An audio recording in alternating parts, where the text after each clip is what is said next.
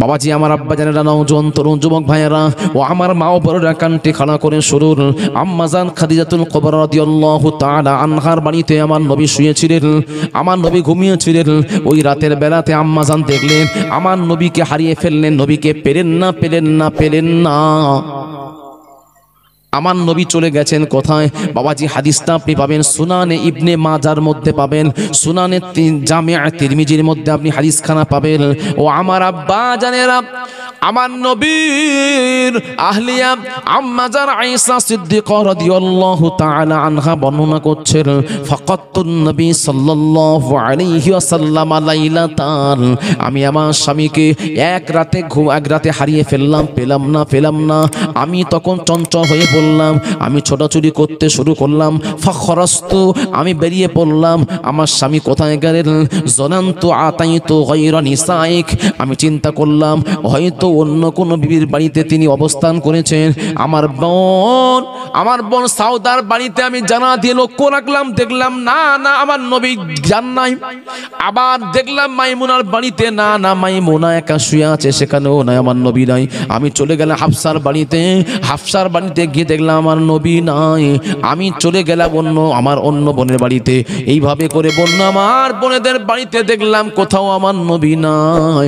আমার নবী তাহলে গেলেন কোথায়? আম্মাজান আয়েশা চোখের পানি ফেলে দিলেন, আল্লাহ গো, বিশ্ব নবী হুজুর আমাকে না বলে কোথায় গেলেন মাবুদ? হয়তো আমার উপর অসন্তুষ্ট হয়েছেন। এমত অবস্থায় দেখলেন জান্নাতুল বাকি নামক কবরস্থানে আমার নবী কান্নাকান্নি করছেন। আমার নবী উম্মতের জন্য চোখের পানি ঝরিয়ে দিয়েছেন, জোরে জোরে কাঁদছেন। আমার নবীর কান্নার আওয়াজটা আম্মা জানের কানে পৌঁছেছে। আম্মা জান তাড়াতাড়ি করে জান্নাতুল বাকি নামক কবরস্থানে প্রবেশ করলেন। গিয়ে দেখলেন আমার নবী কাঁদছে। আমার নবীর পিছনে হাত উঠালেন, হাত উঠিয়ে দোয়া করছেন। আমার নবী বলছেন, রব্বুল আলামিন, আল্লাহ গো আমার গুনাহগার উম্মতিরা, আল্লাহ গো কিয়ামত পর্যন্ত যারা আসবে আমাকে দেখে না, আমাকে না দেখে নবী বলে মেনে নেবে, আল্লাহ গো আপনি তাদেরকে ক্ষমা করে দিন। আল্লাহ গো আপনি গুনাহগার উম্মতিদের জাহান্নামে দেবেন না।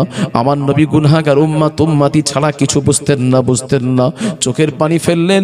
আমার নবী দোয়ার মধ্যে বলেছেন, মাবুদ, আমার মা দুধমা হালিমাতুস সাদিয়ার কবরের সামনে আমি দাঁড়িয়ে আছি, আল্লাহ গো আমার দুধমার কবরটাকে আপনি নূর দিয়ে ভরে দিন। আমার নবী দোয়া করতে করতে বললেন, আল্লাহ গো আমার প্রথম স্ত্রী খাদিজাতুল কুবরা রাদিয়াল্লাহু তাআলা আনহার কবরটা নূর দিয়ে ভরে দিন। আল্লাহ গো খাদিজাকে আমি রাসূলুল্লাহ ভুলতে পারি না। আমার নবী এত কান্না কাঁদলেন। কাঁদার পরে যখন চোখটা মুছে নিলেন, মুছে নিয়ে পিছনের দিকে ঘুরে গেলেন, দেখলেন যে আম্মাজান আয়েশা সিদ্দিকা রাদিয়াল্লাহু তাআলা আনহা এসে হাজির। আমার নবী বললেন, ইয়া আয়েশা গো তুমি এসেছো কেন? আকুনতে তাখাফিনা আইয়াহিফাল্লাহু ওয়া রাসূলুহু, আয়েশা গো তুমি মনে করছো আল্লাহ এবং তার রাসূল তোমার হক নষ্ট করবে, এই মনে করে তুমি কি এসেছো? আয়েশা গো এই মনে করে তুমি এসেছো? না ইয়া রাসূলুল্লাহ, ইয়া হাবিবাল্লাহ, হুজুর এমনটা নয়, আমি এটাই মনে করি না। তাহলে তুমি কেন এসেছো? স্বামী আমার, আমি মনে করছি আমি আয়েশা আমার শোয়াটা খারাপ। আপনি যখন কিয়ামুল লাইল করতেন রাতের অন্ধকারে, আমার পাটা আপনি সরিয়ে দিয়ে আপনি নামাজ পড়তেন, সাজদায় যেতেন।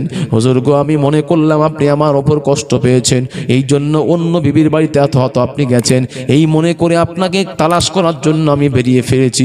কোথাও যখন পেলাম না, আমি আয়েশা খুবই ভেঙে পড়লাম। তারপরে আপনার কান্নার আওয়াজ শুনে আপনার পিছনে হাত তুলেছি। ও আয়েশা গো, আল্লাহ এবং তার রাসূল তোমার হক নষ্ট করতে পারে না।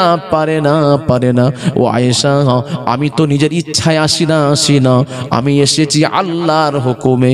ও আয়েশা গো তুমি জানো না আজকের কোন রাত? আজকের হলো শাবান মাসের 14 তারিখে দিবাগত রাত, আজকের হলো শবে বরাতের রাত। ও আয়েশা গো আজকের রাতে আমি রাসূল কেমন করে ঘুমাবো? আজকের রাতে আল্লাহ দুনিয়ার আকাশে চলে এসেছেন। দুনিয়ার আকাশে এসে বান্দার জন্য আল্লাহ বলতে থাকেন, বান্দারে কেমন আছো? আমার কাছে গুনার জন্য ক্ষমা চাও, আমি আল্লাহ মাফ করে দেব, মাফ করে দেব। আমি আমার গুনাহগার উম্মাতিদের ক্ষমার জন্য আল্লাহর কাছে সুপারিশ করতে এসেছিলাম। ও আয়েশা, আমি রাসূল কেমন করে ঘুমাবো? আয়েশা গো শোনো শোনো, আল্লাহ পাক তার অগণিত বান্দা বান্দিকে ক্ষমা করেন। কতজন ক্ষমা করেন তোমাকে উদাহরণ দিয়ে বোঝাচ্ছি আয়েশা। ওই যে সামনে একটা কাবিলা আছে, গোত্র আছে, একটা বংশ আছে, ওই বংশের নামটা কি বলতে পারবে? সেই সময় আমার নবীর আঙ্গুলের ইশারা দেখে আম্মা জান আয়েশা বলেছিলেন, ইয়া রাসূলুল্লাহ, ইয়া হাবিবাল্লাহ, হুজুর ওটা অন্য কোনো গোত্র নয়, ওটা হলো একটা গোত্র কাবিলা। ওটা হচ্ছে এমন একটা গোত্র যারা মেষ পালন করে,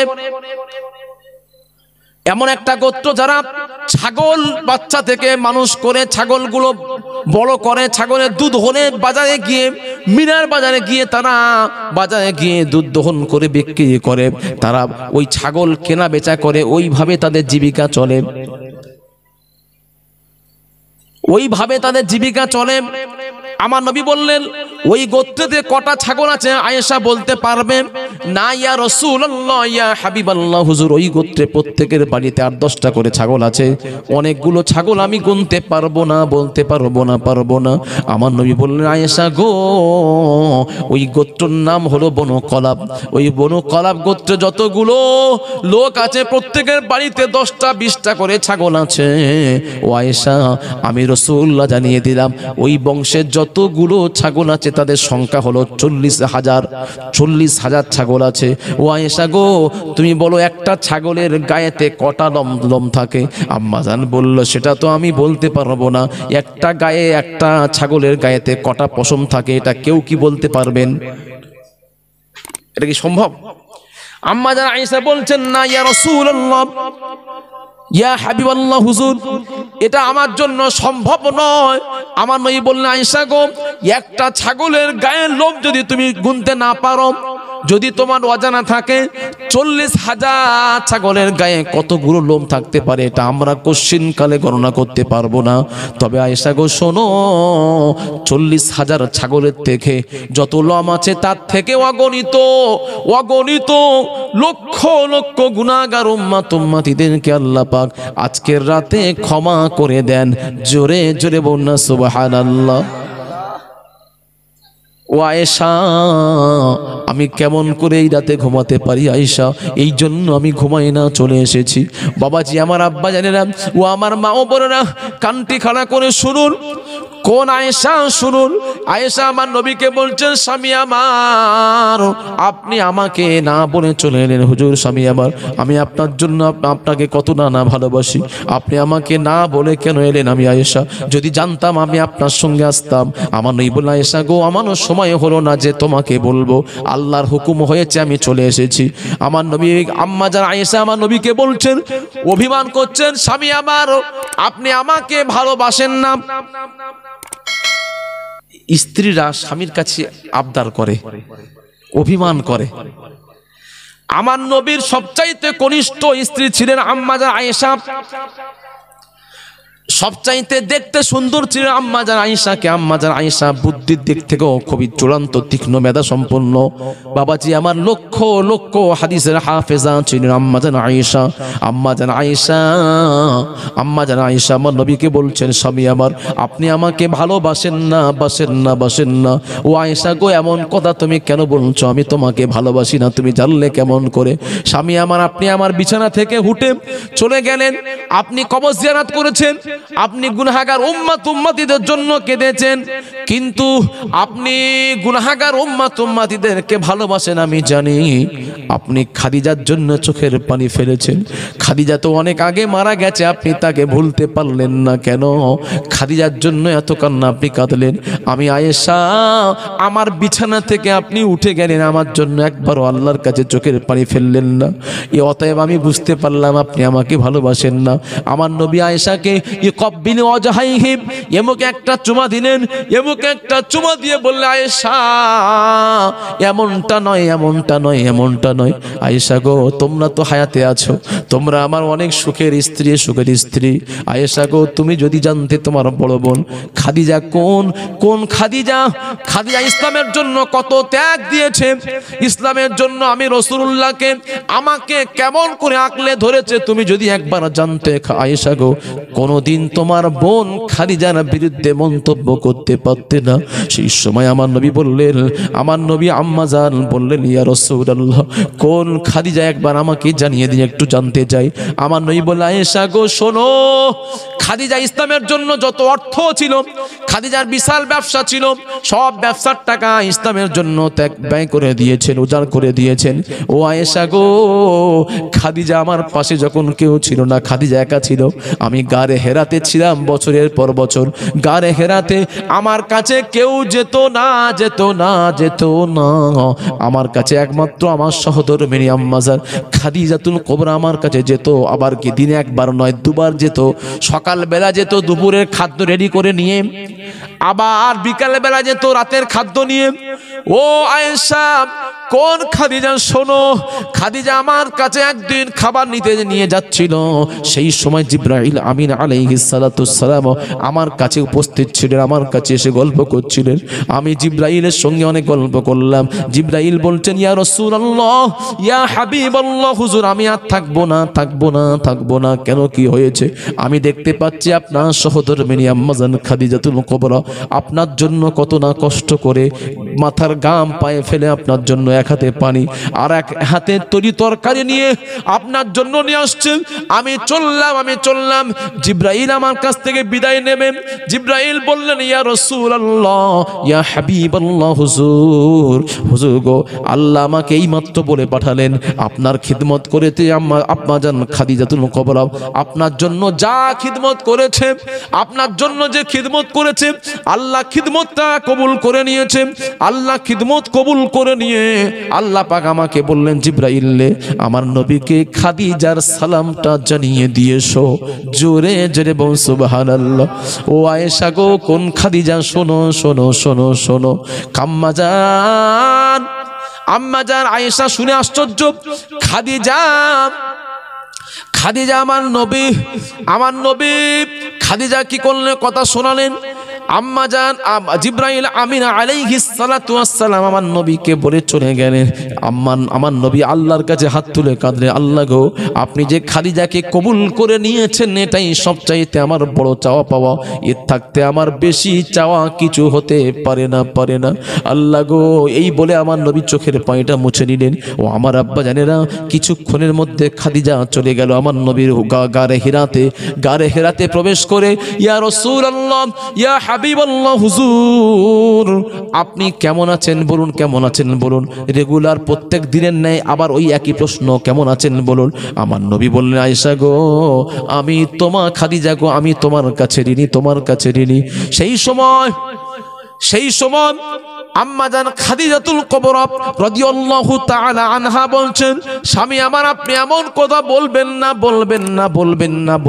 না। আপনি আমার কাছে ঋণী কেন? আমি আপনার কাছে ঋণী কেন না? আমি আপনার কাছে কিছুই খেদমত করতে পারলাম না। আপনি আমার থেকে অনেক দূরে আছেন, আমি আপনাকে কিছুই করতে পারলাম না। স্বামী আমার, আপনি যদি আমার কাছে থাকতেন 24 ঘন্টা, আমি আপনাকে আগলে ধরে থাকতাম, খিদমত করে কাটাতাম। কিন্তু আপনি আমার থেকে অনেকটা ডিসটেন্স আছেন, অনেক দূরত্ব আছেন।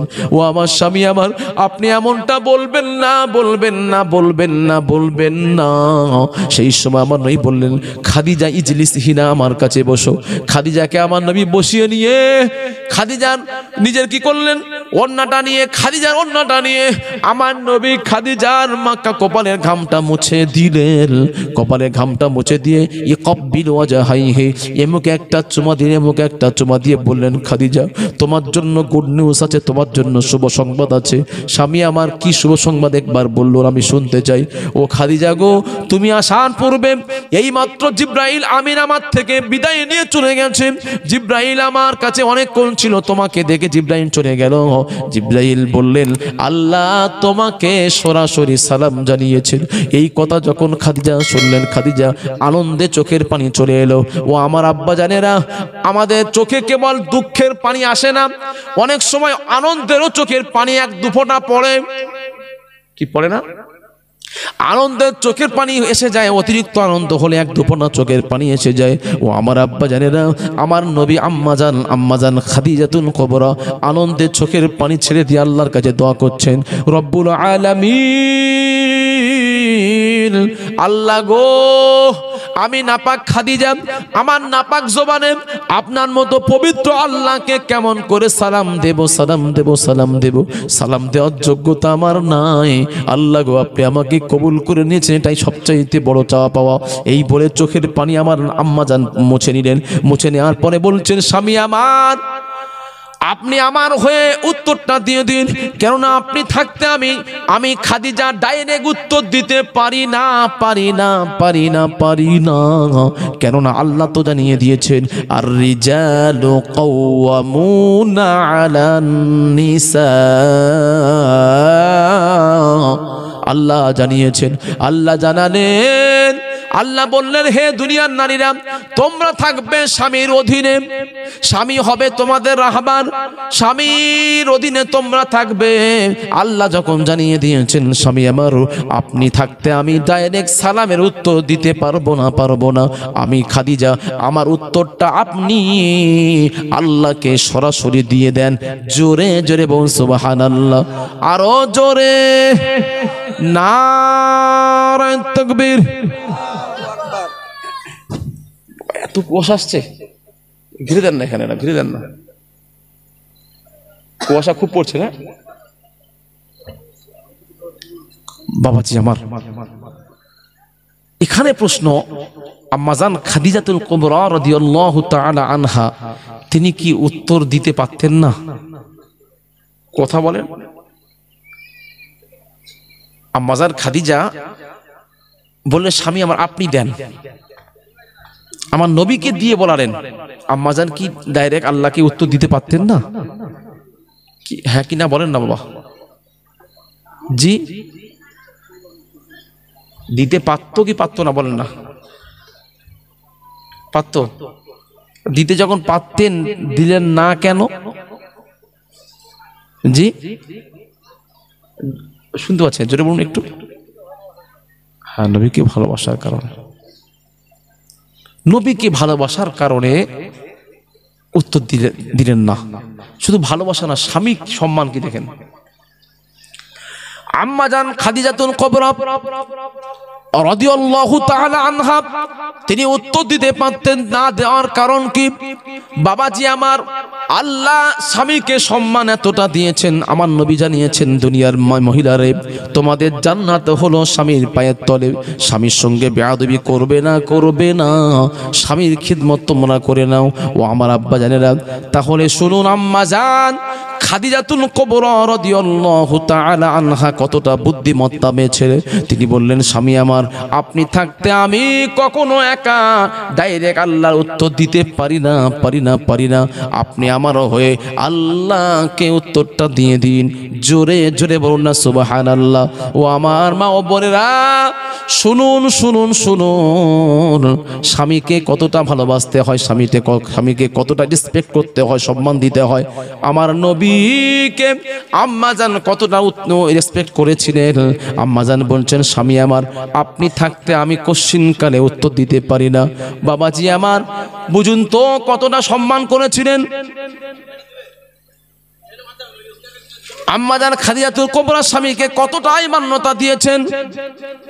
বাবাজি আমার, আপনাদের উত্তর থানগড় গ্রামবাসী, আমার মা ও বোনেরা অতি ভালো, অতি ভালো। কিন্তু আমাদের বাবাজি আমার হটুগঞ্জের মেয়েরা, তারা এতটাই আপডেট, স্বামীর বিনা অনুমতিতে কোনো কাজ করতেই তারা বড্ড পছন্দ করে। স্বামীকে না বলে এখানে ওখানে চলে যায়। কিন্তু আপনাদের থানগড়ের মেয়েরা, ভাবিরা, মা ও বোনেরা এতটা ভালো, স্বামীর কথা ছাড়া একটা পা বাড়ির বাইরে বের করে না। কি ঠিক বলে কি বলেন? জি, আমার চাচা হাসছেন কেন? হ্যাঁ,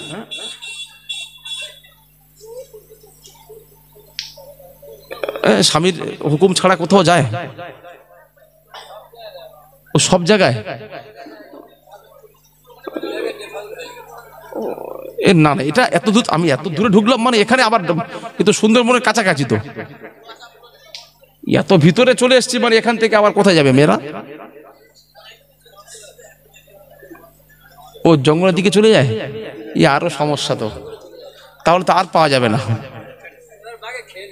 ও আচ্ছা, বাঘে খেয়ে নেবে না, খুব মুশকিল মুশকিল। সব জায়গায় একই চলছে। আমি ভাবলাম যে ওদিকে ডায়মন্ড হারবার ওদিকে টাউন এলাকার মেয়ে, তো ওরা একটু বিউটি পার্লারে যায়, ফেস ওয়াশ করে না, কিসব করে বলে না, তবে এদিকে মেয়েরা তো সব করে না। এটা কিন্তু বাড়াবাড়ি আপনার, বলে আরো শুরু করে চুলের মতো, কি আশ্চর্য বন্ধু। হ্যাঁ, আরে এদিকে কি কোন বিউটি পার্লার আছে? ও টোটো ভাড়া করে যায়, তাহলে তো মুশকিল। মেয়েরা টোটো ভাড়া করে যাচ্ছে? হ্যাঁ, তবে কিন্তু মেয়েরা যাচ্ছে টোটো ভাড়া করে, টাকা পাচ্ছে কোথায়? ও এখন আমার বাড়িয়ে দিয়েছে না, ওই 1000 করে দিয়েছে। তাহলে বলুন 1000 টাকা যদি সে পায়, তাহলে আপনার কি কি স্বার্থে বলতে যাবে? স্ত্রীরা স্বামীর কাছে টাকা চাইবে তো, তবে বলবে। যখন সে ডাইরেক্ট পেয়ে যাচ্ছে ব্যাংকে থেকে, অ্যাকাউন্টে ঢুকে যাচ্ছে, তাহলে আর বলার প্রশ্নই যাচ্ছে না। বাবাজি আমার, মা বোনদের হাতে ধরে বলি, খবরদার স্বামীকে মান্যতা দেন, স্বামীকে মানার মতো মানুন। আমার নই বললেন, হে দুনিয়ার নারীরা শোনো, মানুষ মানুষকে যদি সাজদা করা জায়েজ থাকতো, আমি দুনিয়ার নারীদেরকে বলতাম, নারীরা তোমরা সর্বপ্রথমে স্বামীকে সাজদা করো। আমি রাসূল বললাম না কেন মানুষ মানুষকে সাজদা করা হারাম, হারাম চলবে না, তাজিমি সাজদা করা চলবে না। এই জন্য আমি বললাম না। এই হাদিসের রাবি বাবাজি আমার মুহাদ্দিসিন হুজুররা বলেছেন, এই হাদিসকে সামনে রেখে বলেছেন, স্বামী সম্মানটা স্ত্রী যেন তার প্রাণ থেকে উজাড় করে দেয়। স্বামীর মনে কষ্ট দেওয়া যাবে না, যাবে না, যাবে না। স্বামীর বিনা অনুমতিতে বাইরে যাওয়া দূরের কথা, স্বামীকে কষ্ট দেওয়া যাবে না। তবে আমার কাছে খবর আছে, থানগান গ্রামের মা ও বোনেরা অতি ভালো। এটা আমি খবর নিয়ে কিন্তু বলছি। এবার আপনারা যদি বলেন যে না হুজুর এই সব জায়গায় সমান, তাহলে আমাকে আবার থাকতে হয় বেশি দিন, তাই না? অবজার্ভ করতে হয়, দেখতে হয়।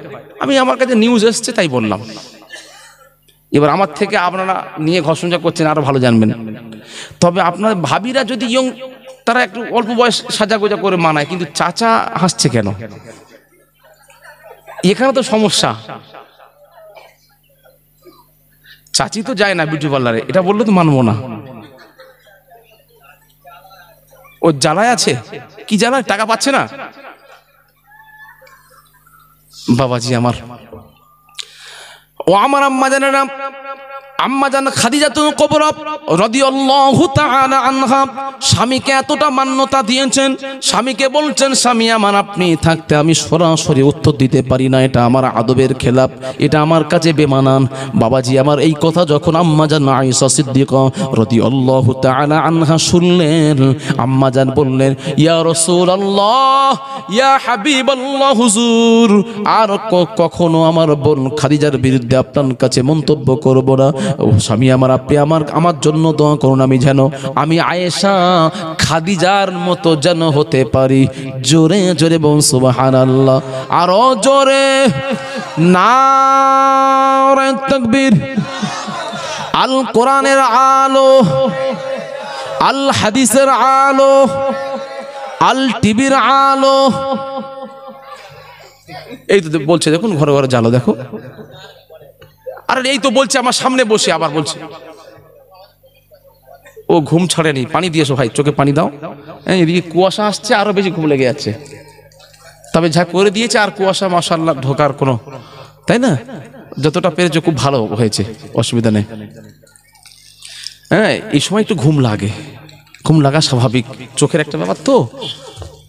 প্রত্যেক দিন ঘুমান আপনারা, আর আমরা রেগুলার জাগি, তাই ঘুম লাগে আমাদের। কি বুঝি, কি বল না, এই ঘুমাচ্ছে দেখুন না পাশে বসে। তাহলে কি যদি বা পাশে ঘুমায় ড্রাইভার কি চালাবে, ও ঘুমিয়ে পড়বে, অ্যাক্সিডেন্ট হবে না। আমরা জলসা করে ড্রাইভার সঙ্গে কথা বলতে হয়, কারণ আমি যে ঘুমিয়ে পড়ি তাহলে খবর আছে, ওই জন্য আমার ঘুম আসে না, সারা রাত জেগে থাকতে হয়। কত কষ্ট বলুন তো। একটা করি আর দুটো করি, জলসা তো দুটো ছাড়া হয় না, কারণ রোজা চলে এসছে না সামনে, সব আঁকা পাকা করে সব আগে আগে দিয়ে দিচ্ছে। যে জলসা যারা হ্যাঁ রোজার ভিতরে পড়েছিল, কি হলো আবার ওটা? ও পড়ে গেছে, কি করে বাঁধলেন আপনারা? পড়ে গেল? হ্যাঁ একটু ভাই জোরে তুলে দেন, টান করে বাঁধেন। जिंदगी वो है, जिंदगी वो है जो यादें नबी में कटे, मौत वो है, मौत वो है जो मदीने में जाकर मिले, जिस पे मौला के इतना करम है इसे, जिस पे मौला के इतना करम है इसे, फिर किसी की इनायत नहीं चाहिए। अल्लाहुम्मा सल्ली अला, जोरे जोरे सय्यिदिना व अला आले।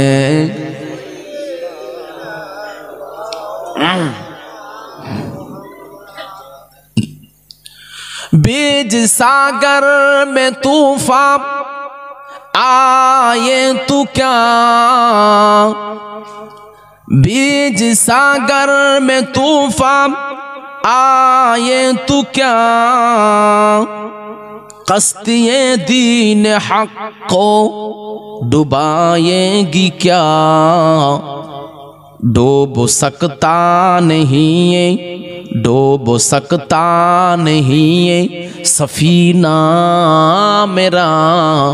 সফিনা মানে আপনারা উর্দু বুঝতে পারছেন না, মজা পাবেন না। নৌকা, কাস্তি। আমার নৌকা ডুববে না কে বলছেন? বাবাজি আমার আশিকে রাসূল বলছেন, আমার নবীর পাগল বলছেন আমার নৌকা ডুববে না, ডুববে না, ডুববে না, ডুববে না। क्योंकि কেননা কামলিওয়ালা বিশ্ব নবী আমার নৌকার মধ্যে আছে। ওই নৌকা যত তুফান হোক না কেন ওই নৌকা ডুবতে পারে না। জোরে জোরে বলুন সুবহানাল্লাহ। বাবাজি আমার এই জন্য কবির ভাষায় কবি লিখছেন, क्योंकि কামলি ওয়ালে সফিনে মে মৌজুদ হ্যাঁ। আল্লাহুম্মা সাল্লি আলা মাওলানা মুহাম্মদ ওয়া আলা আলে সাইয়্যিদিনা।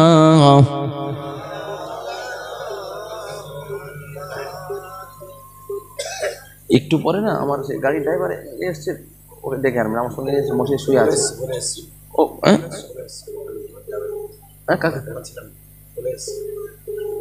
না না আমার সঙ্গে যে ওকে ডেকে আনবে একটু পরে।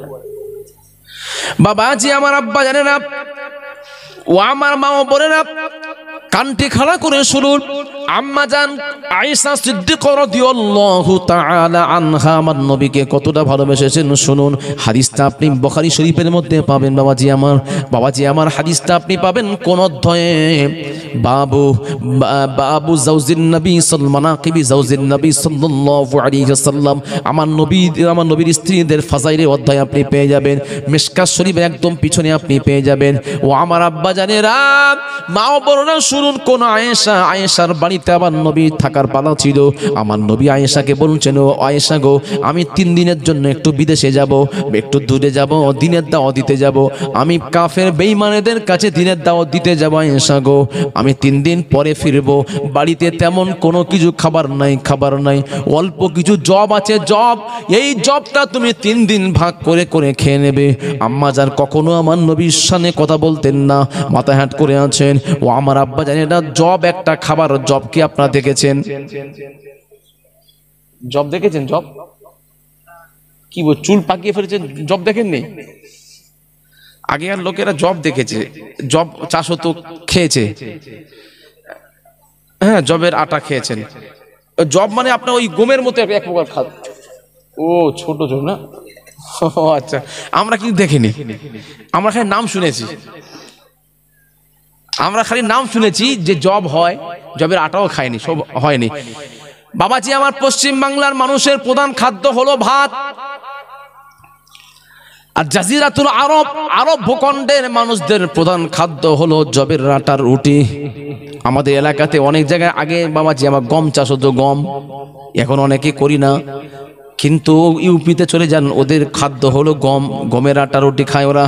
বাবাজি আমার, গমের মতো এক প্রকার একটা ছোট খাদ্য আমার নবী আমার অল্প একটা জব থলের মধ্যে দিয়ে আম্মা জানে হাতে দিয়ে বিদায় নিলেন। আমার নবী বলছেন, আয়েশা গো, এটা তুমি 3 দিন খাবে, 3 দিন পরে আমি রাসূলুল্লাহ আবার চলে আসব। আমার নবী 3 দিন পরে আম্মা জানের বাড়িতে সে ডাক দিচ্ছেন, ইয়া আয়েশা তাল হুমারা, হে আমার লাল টুকটুকু বিবি আয়েশা। আয়েশাকে আমার নবী আদর করে নাম রেখেছিলেন হুমায়রা, কেননা খুব সুন্দর দেখতেন ছিল। আমার নবীর ডাক যখন আম্মা জানের কানে পৌঁছেছে, আম্মা জান তাড়াতাড়ি করে আমার নবীর কাছে পৌঁছে গেলেন। লাব্বাইকা ওয়া সাআদাইকা ইয়া রাসূলুল্লাহ, ইয়া হাবিবাল্লাহ, হুজুর আপনার খিদমতে আমি নিয়োজিত আছি, হুজুর আপনি বলুন। আমার নবী বলছে, আয়েশা গো, 3 দিন ঠিক মতো খাবার হয় না, 3 দিন ঠিক মতো খাওয়া হয় না, ক্ষুধা লেগে গেছে, ক্ষুধা লেগে গেছে। আয়েশা গো, বাড়িতে কিছু খাবার আছে নাকি? আম্মা জান এই কথা শুনে আম্মা জানের চোখটা ছলছল করছিল। আম্মা জানের চোখে পানি দেখে আমার নবী বুঝতে পেরেছেন, আয়েশা গো, না না না, আমার মনে পড়েছে, স্মরণে এসেছে, 3 দিন পূর্বে আমি তোমাকে অল্প কিছু দিয়ে গিয়েছিলাম, সেই জব তো থাকার কথা নয়, কথা নয়। আয়েশা, আমার জন্য মশক থেকে পানি খাওয়াও, ঠান্ডা পানি একটু পান করাও। আম্মা জান ছুটে গিয়ে মশক থেকে পানি ঢেলে নিয়ে নেন। ও আমার আব্বা জানে না, তখন তো ফ্রিজের আবিষ্কার হয়নি, আজ থেকে 20 বছরের আগেকার কথা বলুন, আপনাদের এলাকা থেকে ইলেকট্রিক এসেছিল, তখন তো এখানে ইলেকট্রিক নেই, ফ্রিজ থাকবে কেমন করে? আমার নবী তো 1450 বছর পূর্বে তখন ফ্রিজের স্বপ্ন কেউ দেখেনি। বাবাজি আমার, মশক বলতে একটা থলে, মশক বোঝেন তো, মশক কি বলেন তো? ছাগল, হ্যাঁ, ছাগলের চামড়ার ভিতরে ছাগলটা পুরো খুলে, হ্যাঁ, চামড়াটা সেলাই করে দিয়ে এই 4টে পা হয় না, পাগুলো নিয়ে ওই আরবে বিক্রি করে, মানে ওই ভিতরে পানি রেখে ছাগলটা পুরো ছাড়িয়ে নিলেন, তো ছাগলের চামড়া সেলাই করে দিলে ওর ভিতরে পানি রাখবে, যাতে না লিকেজ না হয়, সেরকম ব্যবস্থা করে দেবে। ওই 4টে পা নিয়ে যারা বিক্রি করে তারা হচ্ছে, তাকে হাউদা বলা হয়, হাউদা। তারা কি করে, এইভাবে করে মাথায় মানে কাঁধে নিয়ে, আর ওই মুখটা যেখানে ছাগল কাটা হয় ওই মুখটা থেকে পানি বের করে দেয়, আবার ফের বেঁধে দেয়, ওদের সব কায়দা আছে, সব বেঁধে দেয়। তা ওতে কি করে, পানিটা খুবই ঠান্ডা থাকে, যেমন আমাদের মাটির কলসিতে পানি থাকলে ঠান্ডা থাকে, তা আরবেতে ওই ওই আপনার ওই মানে ওর মধ্যে থাকলে, ওই ছাগলের যে বললো চামড়ার ভিতরে যে মশক, ওই মশকে পানি থাকলে খুব ঠান্ডা থাকে। বাবাজি আমার, আব্বা জানে না,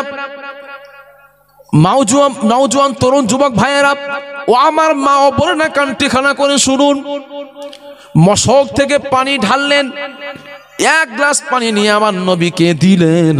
আমার নবী বিসমিল্লাহির রহমানির রহিম বলে 1 গ্লাস পানি 3 ঢোকে পানি পান করলেন। বাবাজি আমার, 3 ঢোকে 1 গ্লাস পানি একসঙ্গে পান করতে যাবেন না, 3 ঢোকে পানি পান করাটা হলো ইবাদত, সুন্নাত, সুন্নাত। বাবাজি আমার, যখন আপনারা পানি খাবেন কেউ দাঁড়িয়ে পানি পান করবেন না, দাঁড়িয়ে পানি পান করা মানে শয়তানকে হাসানো, দাঁড়িয়ে পানি পান করবেন না, আমার নবী নিষেধ করেছেন। দাঁড়িয়ে পানি পান করে শয়তান, যে পানি পান দাঁড়িয়ে পানি পান খায়, শয়তানের মুখ খেলো। বাবাজি আমার, খবরদার দাঁড়িয়ে পান করবেন না, বসে পানি পান করবেন। মেডিকেল সায়েন্স গবেষণা করে বলেছেন, দাঁড়িয়ে পানি পান করলে কিডনি খারাপ হয়ে যায়, কিডনি ভালো থাকে না। আমার নবী 1450 বছর আগে বলে গেছেন। আমার নবীর কথাটা হলো সায়েন্টিফিক্স, আমার নবীর কথাটা হলো বৈজ্ঞানিক ভিত্তিক। আমার নবীর কোনো কাজ, কোনো কথা বিজ্ঞান ফেলে দিতে পারে না। ইসলামটা হলো পুরোটাই বৈজ্ঞান। জোরে জোরে বলুন না সুবহানাল্লাহ। ও আমার আব্বা জানেরা, আমার নবী 1 গ্লাস পানি 3 ঢোকে 3 বারে পানি পান করলেন। আমার নবী যখন পানি পান করে নিলেন, পানি পান করে নেওয়ার পরে গ্লাসটা আম্মাজানের হাতে ঠেকিয়েছেন। আম্মাজানের হাতে যখন দিয়েছেন, আম্মাজানের চোখ দিয়ে পানি আসছে। আম্মাজানের পানি দেখে আমার নবী বললেন, আয়েশা গো মা ইয়াবকিকে, আয়েশা তুমি কাঁদছো কেন, বলো আয়েশা কি হয়েছে বলো। আয়েশা গো আমি বুঝতে পেরেছি আমার বাড়িতে কিছু খাবার নাই। ইন্নাল্লাহা রাজ্জাকু যুল কুওয়াতিল মাতিন, আল্লাহ হলেন উত্তম রিজিক দেনেওয়ালা, আল্লাহ আমাদের রিজিক দিয়ে দেবে। ও আয়েশা কেঁদো না, কেঁদো না, কেঁদো না, আল্লাহর তরফ থেকে আমাদের বাড়িতে রিজিকের ব্যবস্থা হয়ে যাবে। তখন আম্মাজান আয়েশা আস্তে করে আম্মাজান আয়েশা আমার নবীকে 3 দিন আগেকার দেওয়াটা পোটলাটা, 3 দিন আগেকার থরেটা আমার নবীর হাতে ঠেকিয়ে দিলেন। আমার নবী দেখে আশ্চর্য হয়ে গেল, আয়েশা গো এটা তো আমি তোমাকে 3 দিন আগে খাওয়ার জন্য দিয়ে গিয়েছিলাম, তুমি তাহলে কি খেয়েছিলে আয়েশা বলো, তুমি কি খেয়েছিলে বলো। স্বামী আমার, আপনি দিনের দাওয়াত দিতে গেছেন, আপনি নেই, আপনার অনুপস্থিতিতে আমি আয়েশা আমার ক্ষুধা লাগে না, আপনার অনুপস্থিতিতে আমি আয়েশা কেমন করে খাবো, আমার ক্ষুধা লাগে না। জোরে জোরে বল সুবহানাল্লাহ। ও আমার আব্বা জানেরা, নওজোয়ান তরুণ যুবক ভাইয়েরা, এটা কি মোহাব্বতের কথা নয়? বলেন, কথা বলেন, এটা মোহাব্বতের বহিঃপ্রকাশ। বাবাজি আমার স্বামী নেই বলে স্ত্রী খাচ্ছে না, আমাদের বাড়ির মেয়েরা কি বউরা এমন হবে, আমাদের হটুগঞ্জের মেয়েরা তারা বাবাজি আমার, তারা খেতে পারলে বাঁচে, স্বামীর জন্য একটু রাখে না, আগে নিজে খাবে তারপরে। কিন্তু আপনাদের থানগড়ার মেয়েরা অতি ভালো, স্বামী ছাড়া তারা কিছুই বোঝে না। এই এটা ভুল বলছো তুমি, হ্যাঁ? ও ঠিক আছে, এদিকেও ঢুকে গেছে এসব ভাইরাস। ও ঢোকেনি, আপনি বলছেন ও আচ্ছা ঢোকেনি না, তাহলে দেখে নাও ভাইকে, দেখে নাও, আমার ভাবি খুব ভালো। হ্যাঁ ভাই যদি তোর 10 দিনের জন্য কলকাতা থাকে খায় না, একটু দেখে নেন না আপনারা। ও ওরকম হলে খাবে না,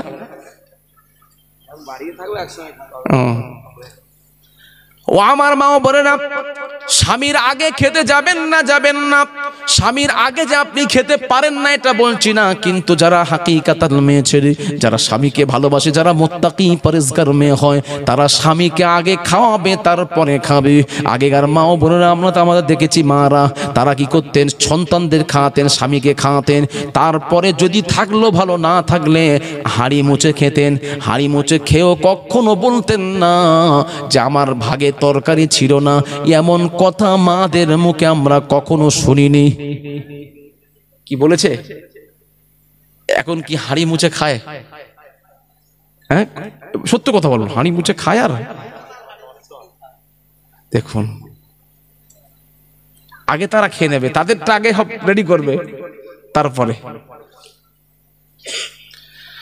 ও আমার মা বোনেরা, নবীর সংসার কেমন ছিল দেখুন।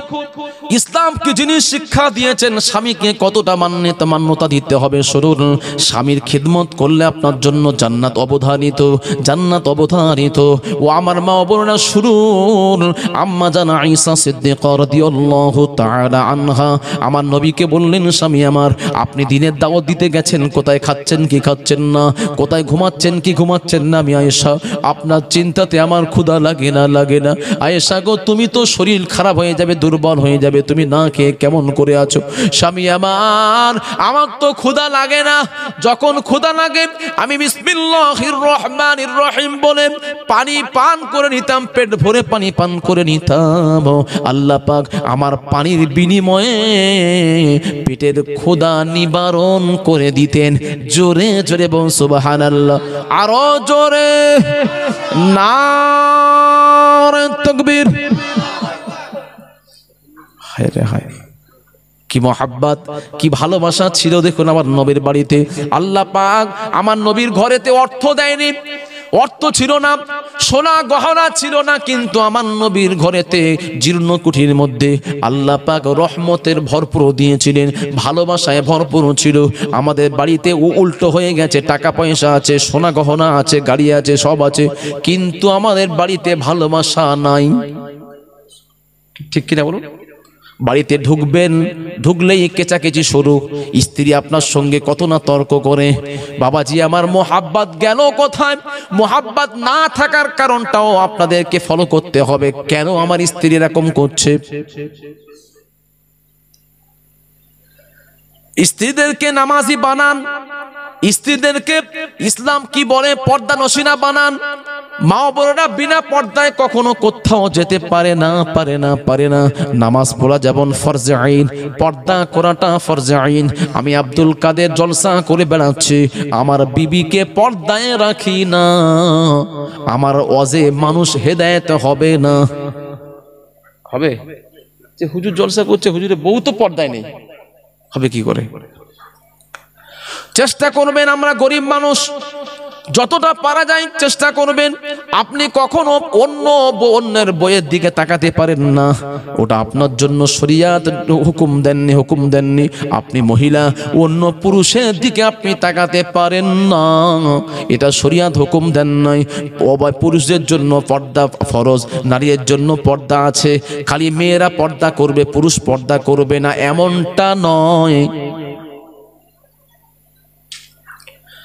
ও আমার মা ও বোনেরা, কানটি খানা করে শুনুন।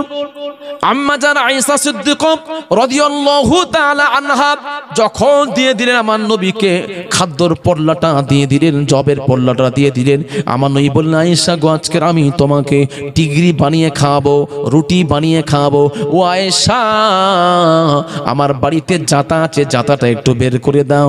ও আমার আব্বা জানেরা, জাতা কি আপনারা দেখেছেন? জাতা, জাতা কেমন বলুন তো, কেমন? ও ও চাক, হ্যাঁ চাক বলে, হ্যাঁ অনেক জায়গায় বলে চাক বলে। আমরা ছোটবেলায় দেখেছিলাম ওই জাতা ঘোরাতো না, খেসারির ডাল সব জাতা, হ্যাঁ। আবার কেউ চাক বলে, হতেই পারে, অসুবিধা নেই। ওগুলো এখন কি আছে আর? ও মাশাআল্লাহ, এদিকে আছে না? আচ্ছা, ঢেকি আছে, ঢেকি। কিন্তু আমি দেখেছি, বাঁকুড়াতে গেছিলাম, হ্যাঁ, ছাত্রা বলে এক জায়গা আছে বাঁকুড়া, মুকুটমণিপুরের কাছাকাছি, দেখলাম যে ঢেকি মারছে, ঢেকি, হ্যাঁ। তা আমি দাঁড়িয়ে দেখলাম যে ছোটবেলায় তো দেখতাম মুড়ি হতে হতো, হ্যাঁ, পিঠে করতো, সেই সময় একটা ঢেকি চলতো। অনেকদিন পর দেখেছি তো, এটা ভালো লাগছে যেন। তখন হ্যাঁ এ হতো চিড়ে চিড়ে, হ্যাঁ হ্যাঁ, এখন সব মেশিন হয়ে যাচ্ছে। তবে অনেক জায়গা বাঁকুড়াতে আছে, আমি দেখে এসেছি, বলছি তো বাঁকুড়াতে আছে। বাবাজি আমার, আব্বা জানেরা, ও আমার নওজোয়ান তরুণ যুবক ভাইয়েরা, মা ও বোনেরা, কানটি খাড়া করে শুনুন। আমার নবী, বিশ্ব নবী রাহমাতুল লিল আলামিন জাতা ঘোরাচ্ছেন, জাতা ঘোরাচ্ছেন, জব পেশাচ্ছেন, জবের বাটাগুলো বের হচ্ছে। বাবাজি আমার, মেশিনের মতো এত সুন্দর হয় না, হয় না, চিবড়ে চিবড়ে হয়। ওগুলো নিয়ে আমার নবী বলছেন, আয়েশা গো, তুমি খামির বানাও।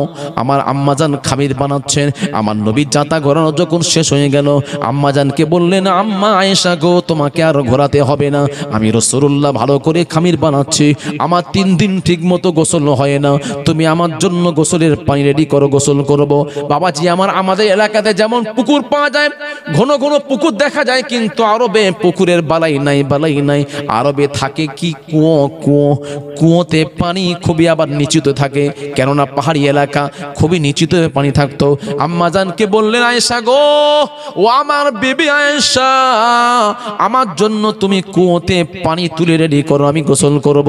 আম্মাজান তাড়াতাড়ি করে খুশি মনে আমার স্বামীকে গোসল করাবো, এই মনে করে আম্মাজান বালতি নিলেন, কুয়ো থেকে পানি তুলছেন, ঘাম বের হয়ে গেছে। কত না কষ্ট করেছেন আমার নবীকে গোসল দেওয়ার জন্য।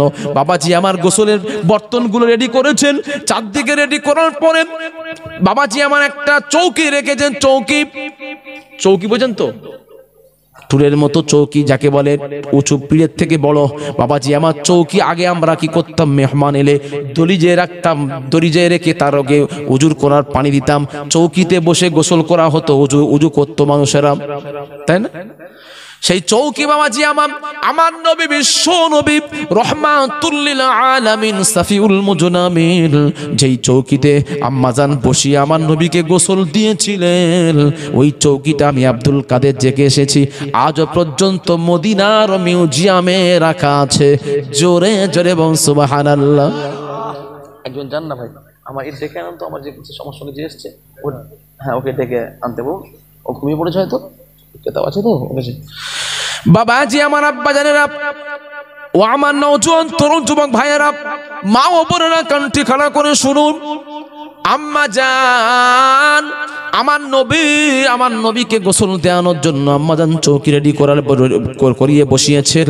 কিন্তু আমাদের এলাকা যেমন সমতল ভূমি, আরবের বাবাজি আমার পাহাড়ি এলাকা, মাটি পাওয়া যায় না, পাথর কাঁকরের এলাকা, সেখানে বাবাজি আমার সমতল ভূমি নয়, ঠিক মতো চৌকিটা বসানো যাচ্ছে না, হিলছে, পাটা হিলছে।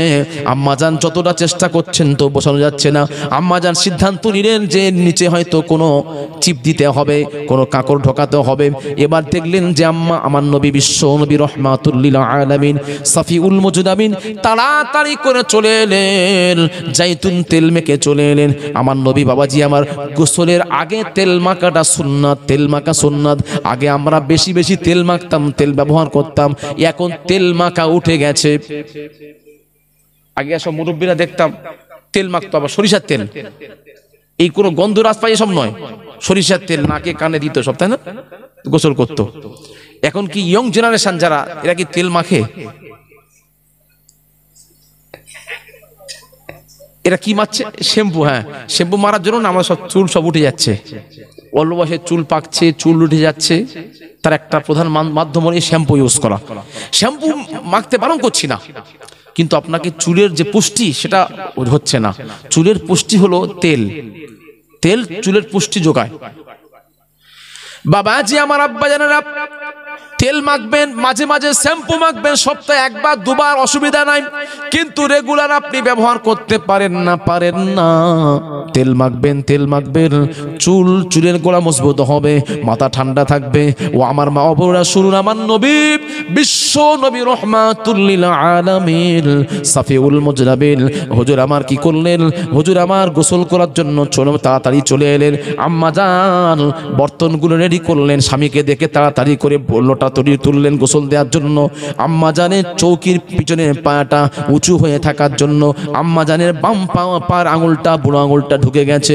আম্মা জানও বুঝতে পারলেন না, আমার নবী না দেখে, আমার নবী না বুঝে বসে পড়েছেন। যখন আমার নবী বসেছেন, আমার নবীর শরীরে যতটা ওজন ছিল, যতটা ওয়েট ছিল, সমস্ত ওয়েটটা আম্মা জানের পায়ের বুড়ো আঙুলের উপরে পেস্ট হয়ে গেছে। আম্মা জানের পাটা থেতে গেছে।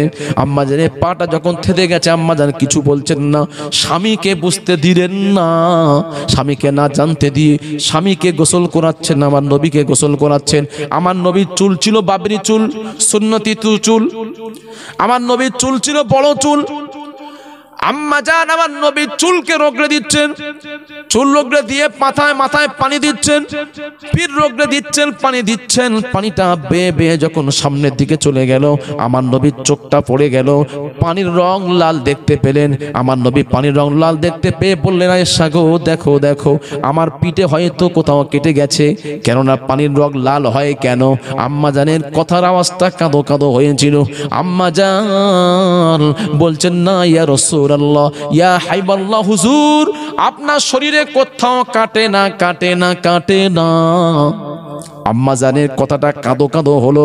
তখন আমার নবী হাদিসের ইবারাত ফা বারিয়া ওয়াজহাহু, আমার নবী এইভাবে চেহারা ঘোরালেন, ঘুরিয়ে দেখছেন আম্মা জানের চোখ দিয়ে পানি পড়ছে। আম্মা জান চোখ দিয়ে পানি ফেলছেন। আম্মা জানকে জিজ্ঞাসা করলেন, ইয়া আয়েশা তো মা ইয়াবকিকে, আয়েশা তুমি কাঁদছো কেন? তোমার কি হয়েছে বলো। না ইয়া রাসূলুল্লাহ, ইয়া হাবিবাল্লাহ, হুজুর কিছু হয় না। না, কিছু হয় না। না আয়েশা তুমি কাঁদছো কেন, তোমার চোখে পানি কেন, কারণটা জানতে চাই। সেই সময় আমার নবীকে আম্মাজান বললেন, ইয়া রাসূলুল্লাহ, ইয়া হাবিবাল্লাহ, হুজুর আপনি আমাকে গোসল করানোর জন্য আমাকে অর্ডার দিলে আমি পানি কুয়া থেকে তুললাম, বর্তন ভর্তি করেছি, আপনাকে গোসল দেব বলে আমি বাড়িতে চৌকিটা নিয়ে এলাম। চৌকিটা বসিয়েছি কিন্তু ভালো করে বসে না। আমি চেষ্টা করলাম হয়তো কিছু কাঁকড় দেব, সেই সুযোগটা পেলাম না, দেখলাম আপনি চলে এসেছেন। আমি তাড়াতাড়ি করে বর্তনগুলো রেডি করছি আপনাকে গোসল দেওয়ার জন্য। আমার বাম পায়ের বুড়ো আঙুলটা চৌকির পিছনের পাটা উঁচু ছিল, তার তলদেশে ঢুকে গেছে। আপনি না বুঝে, আপনি না বুঝতে পেরে বসে পড়েছেন। আপনার শরীরের যতটা ওজন ছিল সমস্ত ওজনটা আমার বাম পায়ের পায়াটা, আমার বাম পায়ের বুড়ো আঙুলের উপরে পেস্ট হয়ে গেছে। আমার পাটা থেতে গিয়েছিল। ও আমার আব্বা জানেরা, মা ও বোনেদের, পুরুষদের থেকে মা ও বোনেদের পাটা নরম না শক্ত, মা বোনেদের পাটা নরম হয়। আম্মা জানের পাটা নরম ছিলেন, আম্মা জানের পাটা থেতে গেছে। আম্মা জানের পা থেতে গিয়ে দরদর করে রক্ত বেরোচ্ছে। আম্মা জান স্বামীকে বুঝতে দিলেন না। আমার নবী বললেন, আয়েশা গো তুমি এত কষ্ট পেয়েছো, আমাকে কেন একবার জানালে না, আমাকে কেন একবার তুমি উঠে দাঁড়াতে বললে না? আয়েশা তুমি তো আমাকে দাঁড়াতে বলতে পারতে। স্বামী আমার, আপনাকে কষ্ট দেয়া মানে আল্লাহকে কষ্ট দেওয়া। স্বামী আপনি বসে আছেন, আমি কেমন করে আপনাকে বলবো আপনি উঠুন? এটা আমার জন্য বেমানান। আমি পারবো না, পারবো না, পারবো না, পারবো না। ও আমার স্বামী গো, আপনাকে কষ্ট আমি কখনোই দিতে পারবো না, জেনে শুনে কষ্ট দিতে পারবো না। আম্মা জানকে আমার ওই বললেন, আয়েশা গো তুমি কেন এত কষ্ট করেছিলে, আমাকে কেন বললে না? আমার নবী বিচলিত হয়ে পড়ছেন, কেন বললে না, কেন বললে না বলছেন। আম্মা জান বললেন, স্বামী আমার আপনি এতটা বিচলিত হবেন না, হবেন না, হবেন না, হবেন না। আমি আয়েশা আমার মনের কথা জানিয়ে দিই, আজকের চৌকির পায়াটা আমার বুড়ো আঙুলের উপর চলে গেছে, এটা তো সামান্য ব্যাপার, সামান্য ব্যাপার। আমি আয়েশা, চৌকির পায়াটা যদি আমার গর্দানের উপর দিয়ে চলে যেত, চলে যেত, আমি আয়েশা কখনো আপনাকে উঠে দাঁড়াতে বলতে পারতাম না। জোরে জোরে বল সুবহানাল্লাহ, আরো জোরে নারে তাকবীর। হায় রে হায়, কি ভালোবাসা, কি মহাব্বত। ও আমার মা ও বোনেরা, স্বামী কি জিনিস শিক্ষা নেন। আম্মা যারা আয়েশার জীবনী পড়ুন, জীবনী পড়ুন, জীবনী পড়ুন, স্বামীকে কতটা মানতে হয়। আগেকার মেয়েরা দেখেছি বামাজি, আমার লক্ষ্য করেছি এবং শুনেওছি, তারা কি করলেন, সকালবেলা যখন বিছানা থেকে উঠতেন তখন স্বামীর পায়েতে সালাম করে আসতো। এটা কি সঠিক না বেঠিক? এটা কথা বলেন, সঠিক? হ্যাঁ সঠিক বলছো তুমি? তখন ভাবি করে একটু ভালো আছে মেয়ে, দেখলেন আমাদের কেউ সালাম পায় করে না, আমার স্ত্রীরা, তারা সব জেনে গেছে, বুঝতে পারছেন? আগেকার মানুষরা চাচা যান না বলতেন, চাচিরা কি করতেন, স্বামীকে এতটা মান্যতা দিতেন, পায়ে পা লেগেছে সেজন্য সালাম করে উঠে আসতেন সকালবেলা। এটা কিন্তু সঠিক খবর, এ রং নয়। এটা কি সঠিক খবর নয়? দেখলেন চাচা আছে, ভালো মানুষ থাকবে। এই থানগড়ের মেয়েরা যে সব যে বলছে খারাপ, এটা ভুল। ভালো আছে, ভালো সংখ্যা এদিকে বেশি। যত শহরের দিকে যাবেন, কলকাতার দিকে যাবেন, ততই দেখবেন মেয়েরা সব, হ্যাঁ তারা বেশি একটু কি বলে সব, হ্যাঁ হ্যাঁ, শহরতলিতে গেলে শহরের দিকে মেয়েরা একটু তো ওই ঘুরতে পছন্দ করে, হ্যাঁ একটু পার্কে যাবে, অমুক যাবে, তমুক যাবে, বিভিন্ন জায়গায় জিতে ইকো পার্কে যাবে, এরা পছন্দ করে। কিন্তু এদিকে মেয়েরা তো সব নয়, এদিকে মেয়েরা সংসারটা বোঝে, হাঁস মুরগি বোঝে, গরু ছাগল বোঝে, আর স্বামীকে ভালোবাসতে বোঝে, কি তাই না? এটাই ছাড়া কিছু বোঝে না। হ্যাঁ হ্যাঁ, ও আমার মা ও বোনেরা, খবরদার স্বামীর সঙ্গে বেয়াদবি করবেন না, করবেন না, করবেন না। আমার নবী এত বিচলিত হলেন, স্বামী স্ত্রী গো, ও আমার বিবি আয়েশা তুমি কেন আমাকে বললে না, বললে না, বললে না? আমার নবী যখন আম্মা জান এই কথা বলে দিলেন, আয়েশা গো তোমার পাটা আমাকে একটু দাও আমি দেখি। আম্মা জান পা দেবে না, দেবে না, দেবে না। আমার নবী শুনবে না, আয়েশা তোমার পা ফেটে গেছে, পা ফেটে গেছে, আমি দেখতে চাই। কে বাবাজি, আমার তখন তো এইভাবে মেডিকেল দোকান ছিল না। এখান থেকে আপনাদের কি বলে ওটা, লস্কর না কি বলে যে বাজার আছে, হ্যাঁ 13 নম্বর বাজার আছে না, ওই মাদ্রাসা মোড়, ও হ্যাঁ মাদ্রাসা বাজার, ওখানে আপনাদের সিটি আর কি, আপনাদের বাজার ওখানে, ওখানে মেডিকেল দোকান আছে, ঔষধ পাওয়া যায়। তাড়াতাড়ি করে সাইকেল নিয়ে হোক হেঁটে হোক গিয়ে আনতে পারবেন। তখন তো এইভাবে ঔষধ ছিল না, তখন ঔষধের আবিষ্কার হয়নি। গাছপালা তরুলতা মানুষ খেয়ে তাকে ওষুধ ট্রিটমেন্ট করতেন। আম্মাজানকে আমার নবী বললেন, ও আমার বিবি গো তোমার পাটা ফেটে গেছে, যন্ত্রণা হচ্ছে, রক্ত বেরোচ্ছে, আমাকে দাও, পাটা দাও। আমার নবীকে দেবেন না, দেবেন না। সেই সময় আমার নবী বলছেন, আয়েশা গো তুমি কি জানো না আল্লাহ বলেছেন হুন্না লিবাসুল লাকুম ওয়া আনতুম লিবাসুল লাহুন্না, স্ত্রী হলো স্বামীর পোশাক, স্বামী হলো স্ত্রীর পোশাক। ও আমার বিবি গো তুমি দাও কেন, আমার কেন তুমি দিচ্ছ না, এই মনে করছো কেন, পাটা দাও। আমার নবীকে পাটা যখন দিলেন, আমার নবী নিজের লাভ মোবারকখানা থুতুটা নিয়ে যখন আম্মা জানের বুড়ো আঙুলে লাগিয়ে দিয়েছেন। বাবাজি আমার এলাকাতে ম্যাজিক মলম বিক্রি হয়, ম্যাজিক মলম বলে নাম দেয়, কিন্তু ম্যাজিকের মতো কাজ হয় না, হয় না। আমার নবীর থুতুটা ম্যাজিকের থেকে দ্রুত কাজ করেছিল। জোরে জোরে বল সুবহানাল্লাহ, আরো জোরে নারে তাকবীর। দেওয়ার সাথে সাথে হাদিসের ব্যাখ্যার মধ্যে এসেছে, আমার নবীর থুতুটা যখন লেগে গেছেন আম্মা জানের পায়েতে, মুহূর্তের মধ্যে যন্ত্রণা বন্ধ হয়ে গেল, রক্ত পড়াও বন্ধ হয়ে গেল। জোরে জোরে বল সুবহানাল্লাহ। বাবাজি আমার নবীর মধ্যে শেফা ছিল, আমাদের থুতুতে কি আছে? গন্ধ না কে, থাক থাক চলছে, থাকতো ও ঘুমাতে দাও না, একটু ঘুমাবেন রাতে। ও বক্সটা আপনার সেটা আলাদা ব্যাপার, শোনে ওটা তো ইলেকট্রিক। ও আচ্ছা, ওটা তো আমি বুঝতে পারছি না, আপনারা সামনে আছেন মানে বুঝতে পারছেন। ও দেখেন না ভাই, একটু যদি আমার ইলেকট্রিক ব্যাপার তো হতেই পারে, এটা মানিয়ে নিতে হয়।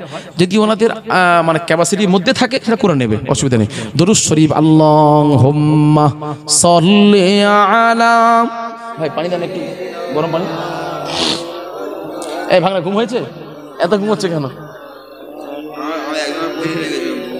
ও আচ্ছা আচ্ছা, তাই না? मेरी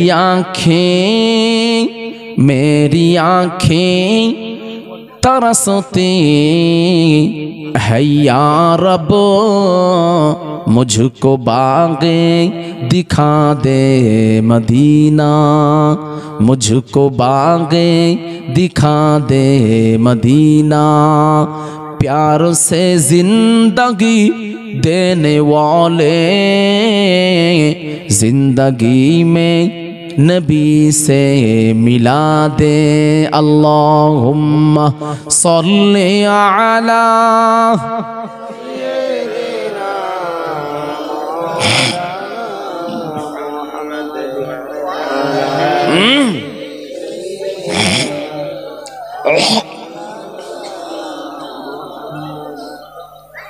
मौत आए मदीने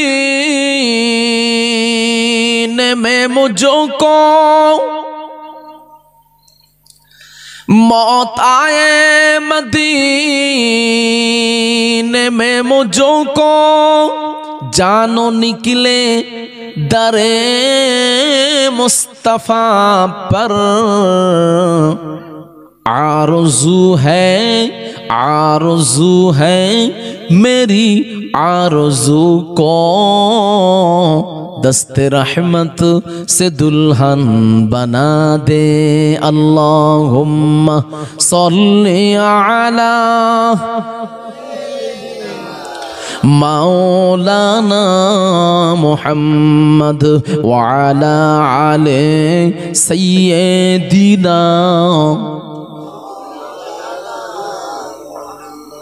जिस्म पर कहा बो जहल ने कोड़े, जिस्म पर कहा बू जहल ने कोड़े हंस की कहती थी बीबी सुमैया, हंस की कहती थी बीबी सुमैया, मैं न छोड़ूंगी दामन नबी का, बेहया जा जितना सजा दे, ला इलाहा इल्लल्लाह, जोरे जोरे ला इलाहा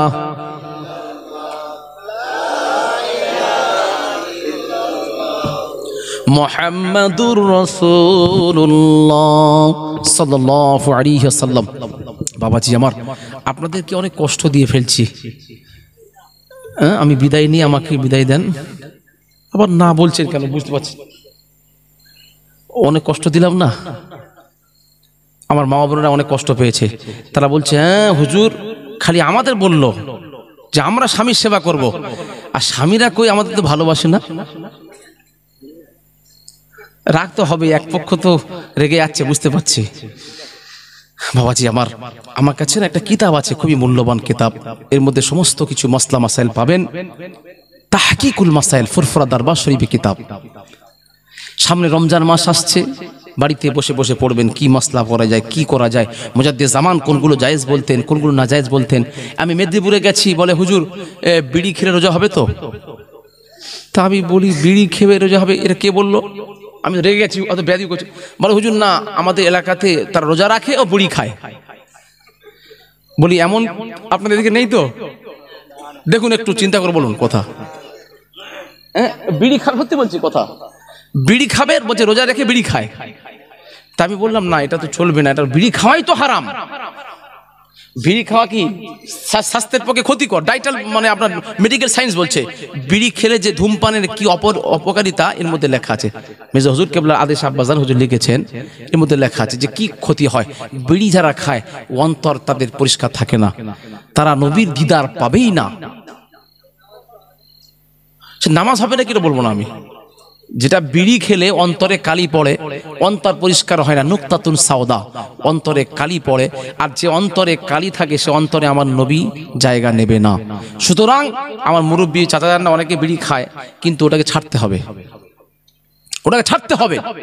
আপনি যখন এই আল্লাহ ওলিদের বই পড়বেন না, কিতাব পড়লে হ্যাঁ লাস্টে যাবে, আমার একটু পরে যাবে, আমার যারা নেবে আমার ভাইয়েরা চাচাজানরা দিয়ে দেবে। কিতাব পড়লে বুঝবেন যে কি জিনিস লেখা আছে। হ্যাঁ, দাদা হুজুর কেবলার মেজর সাহেবজাদা মুফতি বড় আসাম, বাংলা আসামের ফখরুল মুহাদ্দিসিন মেজর হুজুর কেবলা বলছেন, আমার কিতাব তার বাড়িতে থাকে, আমি আবু জাফর সিদ্দিকী আমার রুহানিয়াত তার বাড়িতেই থাকে। বলুন না সুবহানাল্লাহ। এটা কোনো আমার কিতাব নয়, দরবার শরীফের কিতাব। মানুষকে বাবাজি আমার, আজকে হচ্ছে 2 তারিখ, 22 তারিখ, তাই না? কি বলছি, ওই পূর্ব শরীফ ইসাই সব চলছে, 2য় দিন। লাখো লাখো মানুষের ঢল, লাখো লাখো মানুষের ঢল চলছে। আপনারা একটু যাওয়ার চেষ্টা করবেন, হয়তো এবছর হবে না, আপনারা যাবেন, 3 দিনের মধ্যে একদিন হাজিরা দেবেন। দাদা হুজুর কেবলা রুহানিয়াত আপনারা পাবেন। আল্লাহ ওইরা মরে না, আল্লাহ ওইরা মারা গিয়ে কি অমর। বাবাজি আমার, গত 1 সপ্তাহ পূর্বে আল্লামা সাইফুদ্দিন হুজুর কেবলার কবর ভেঙে গেছিল। আপনারা অনেকে সোশ্যাল মিডিয়াতে শুনেছেন। ফুরফুরা শরীফের সাইফুদ্দিন হুজুর কেবলা 3 বছর আগে ইন্তেকাল করেছেন। তারা কবরটা মাটিটা ধস নেমে গেছে, কাফন দেখা যাচ্ছিল। কাফন বাবাজি আমার, কাফনটা সাদা দেখা যাচ্ছিল। শুধু কাফন নয়, যারা কবর জিয়ারত করতে গেছেন, মাজার যারা জিয়ারত করতে গেছেন, আলাদা খুশবু মেশকে আম্বা তাদের নাকে লেগেছে। বাবাজি আমার, অনেকে তো সামনে থেকে জিয়ারত করে, অনেকে আবার পিছন থেকেও জিয়ারত করে। পিছন থেকে যখন গেছেন, দেখলেন যে সাইফুদ্দিন হুজুর কেবলার কবরটা ভেঙে গেছে। জালি দিয়ে এইভাবে তাকালেন, দেখলেন যে এত খুশবু নাকে লাগছে। ইতিপূর্বে তো খুশবু লাগে না, লাগে না, লাগে না। ওই কথাটা দরবারে পৌঁছে গেছেন। বাবাজি আমার, বর্তমান মুজাদ্দিদ জামান দাদা হুজুর কেবলার কবরের মাজারের মাতোয়াল্লি হলেন আল্লামা বাবাজি আল্লামা মেহরাব সিদ্দিকী ভাইজান। হুজুর কেবলার সঙ্গে কথা হলো, বলে আব্দুল কাদের এটা প্রকাশ করার দরকার নাই, এটা সঠিক খবর। আমি গিয়ে দেখলাম যে ভেঙে গেছে। বাবাজি আমার, সোশ্যাল মিডিয়াতে করা হলো না, হলো না, হলো না। কিন্তু আমি ভালোবাসি, আমি আবেগে ওটা ফেসবুকে ছেড়ে দিয়েছি, বিনা ভিডিওতে লিখে ছেড়েছি। এটাকে আবার অনেকে ভালো চোখে নিল না, যারা ফুরফুরাকে মান্যতা দেয় না তারা বলছে না না ওটা তারা তাদের কবরে লোক কম হচ্ছে, এই জন্য মাজার ব্যবসা করার জন্য তারা মানুষকে এইভাবে বার্তা দিচ্ছে। নাউযুবিল্লাহি মিন যালিক। বাবাজি আমার ফুরফুরা শিরক বেদাত থেকে পাক, ফুরফুরা দরবারে কোনো শিরক হয় না। বাবাজি আমার ফুল চড়ানো হয় না, চাদর চড়ানো হয় না। আল্লাহর ওলির দরবার পবিত্র দরবার। আল্লাহর ওলিরা তো সারা জীবন আলো দেখিয়েছেন, খুশবু ছিলেন। যে ব্যক্তি সারা জীবন খুশবু ছিল, সেই ব্যক্তি মারা যাওয়ার পরে কেন খুশবু দিতে পারবে না? আল্লাহর ওলিদের সম্বন্ধে হাদিস এসেছে, আল্লাহর ওলিরা কোনোদিন মরে না, মরে না, মরে না, তারা মরেও অমর। বাবাজি আমার কারামাতে আউলিয়া হাক্কুল আকাইদান নাসাফি কুরুল, যারা আলেম তারা জানবে। বাবাজি আমার কামেলে পড়ানো হয় আকাইদের কিতাব। বিশ্বাস রাখতে হবে যে আল্লাহর ওলিরা মরেও আমার, এটা বিশ্বাস করতে হবে। কারামাত প্রকাশ হয় মানুষের পক্ষ থেকে নয়, কারামাত জাহির হয় আল্লাহর পক্ষ থেকে। আল্লামা সাইফুদ্দিন হুজুর কেবলার কবর যে ভেঙে গেল খুশবু বেরোলে, এটা আল্লাহ পাক জগতের মানুষকে জানালেন ইনি সামান্য মানুষ নয়, ইনি আমি আল্লাহ আমার মাহবুব বান্দা ছিল। জোরে জোরে বল সুবহানাল্লাহ। ও আমার আব্বা জানেনা, যারা ফুরফুরার নাম শুনলে অ্যালার্জি আছে তাদেরকে বললাম ঠিক আছে, ফুরফুরাকে মান্যতা দিতে হবে না। তাহলে হাদিসের ইমাম বুখারী রাহিমাহুল্লাহ, ইমাম বুখারী যখন ইন্তেকাল করেছিলেন, বাগদাদে যখন কবর দেওয়া হয়েছিল, কবর দেওয়ার পরে কবরের মাটি খুশবু হয়ে গিয়েছিল, আতর ফেল করে দিচ্ছে।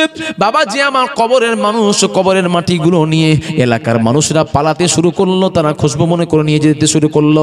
বাবাজি আমার বাগদাদের গভর্নর কি করলেন, 3 দিন পরে ওই এলাকাটা ভালো করে ঘিরে দিয়েছেন। তাহলে বলুন তো, ফুরফুরার নাম শুনলে আপনাদের অসুবিধা আছে, তাহলে ইমাম বুখারী হুজুরের কবরের মাটিটা কেমন করে খুশবু হয়ে গেল, তাই না? ইমাম বুখারী হুজুরের কবরের মাটি খুশবু হলো, তাহলে এটা আপনি বলুন যে না ওটা বাড়াবাড়ি করছে ওরা।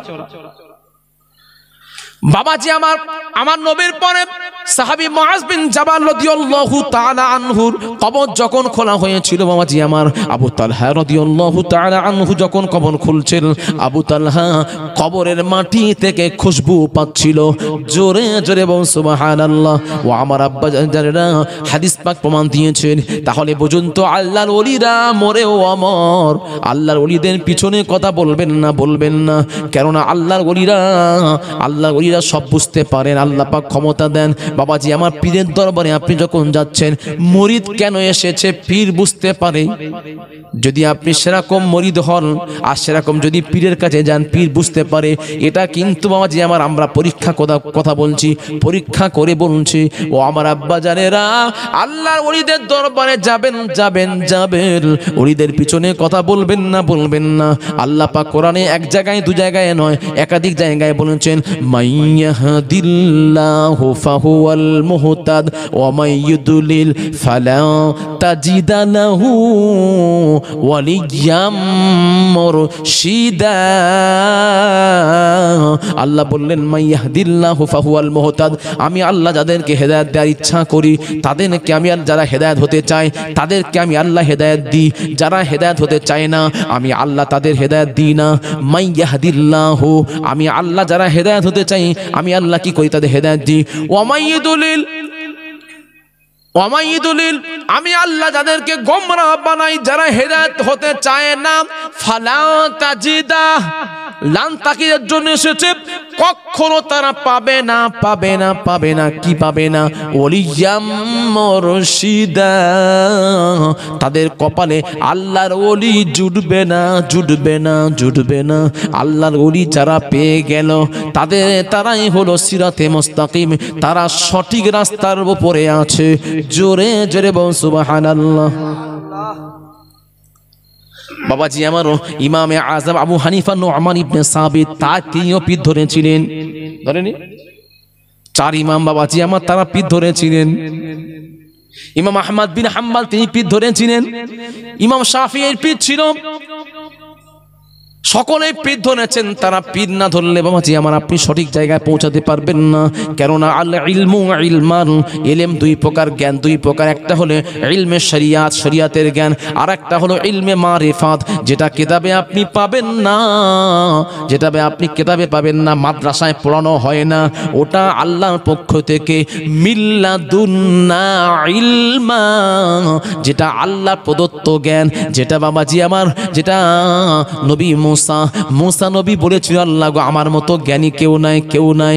আল্লাহ বললেন নবী মুসা তোমার যুগেও একজন বড় জ্ঞানী আছে, তার নাম খিজির। খিজির আলাইহিস সালাম তো নবী নয়, মুসা অথচ নবী। বাবাজি আমার মুসা হলেন উলিল আজম পয়গম্বর। বাবাজি আমার পাঁচজন নবী আল্লাহর কাছে সবচাইতে সম্মানিত বড়, তার মধ্যে হলো মুসা নবী। তাহলে মুসা নবীকে আল্লাহ বলছেন মুসা রে তোমার থেকেও একজন বড় জ্ঞানী আছে। আল্লাহ বললেন, মুসা বললেন আমি তো এই যুগের নবী, আল্লাহ আপনি আমাকে রিসালাত দিয়েছেন, আল্লাহ গো আপনি নবী করে পাঠিয়েছেন, আমার থেকে আবার বড় জ্ঞানী কে হবে? হ্যাঁ মুসা তোমার এলাকাতে আছে, যাও চলে যাও সমুদ্রের মাঝখানে চলে যাও, তুমি পেয়ে যাবে। কোরআনের মধ্যে সব বলা আছে। বাবাজি আমার খিজির আলাইহিস সালাতুস সালাম তো বাবাজি আমার মুফাসসির হুজুরদের কিতাবের তাফসীরের মধ্যে পাওয়া গেছে, জমহুর মুফাসসিরদের মতো হলো বাবাজি আমার খিজির ওলি, আল্লাহর ওলি ছিলেন, নবী নয়। খিজির আলাইহিস সালামের মধ্যে যে জ্ঞান আল্লাহ দিয়েছিল ওই জ্ঞানটা নবী মুসার মধ্যে আল্লাহ দিলেন না। ওটা হলো মিল্লাদুন্না ইলমা, আল্লাহ প্রদত্ত জ্ঞান সরাসরি আল্লাহ খিজিরকে দিয়েছিলেন, যেটা আল্লাহ মুসাকে দেয়নি। জোরে জোরে বল সুবহানাল্লাহ।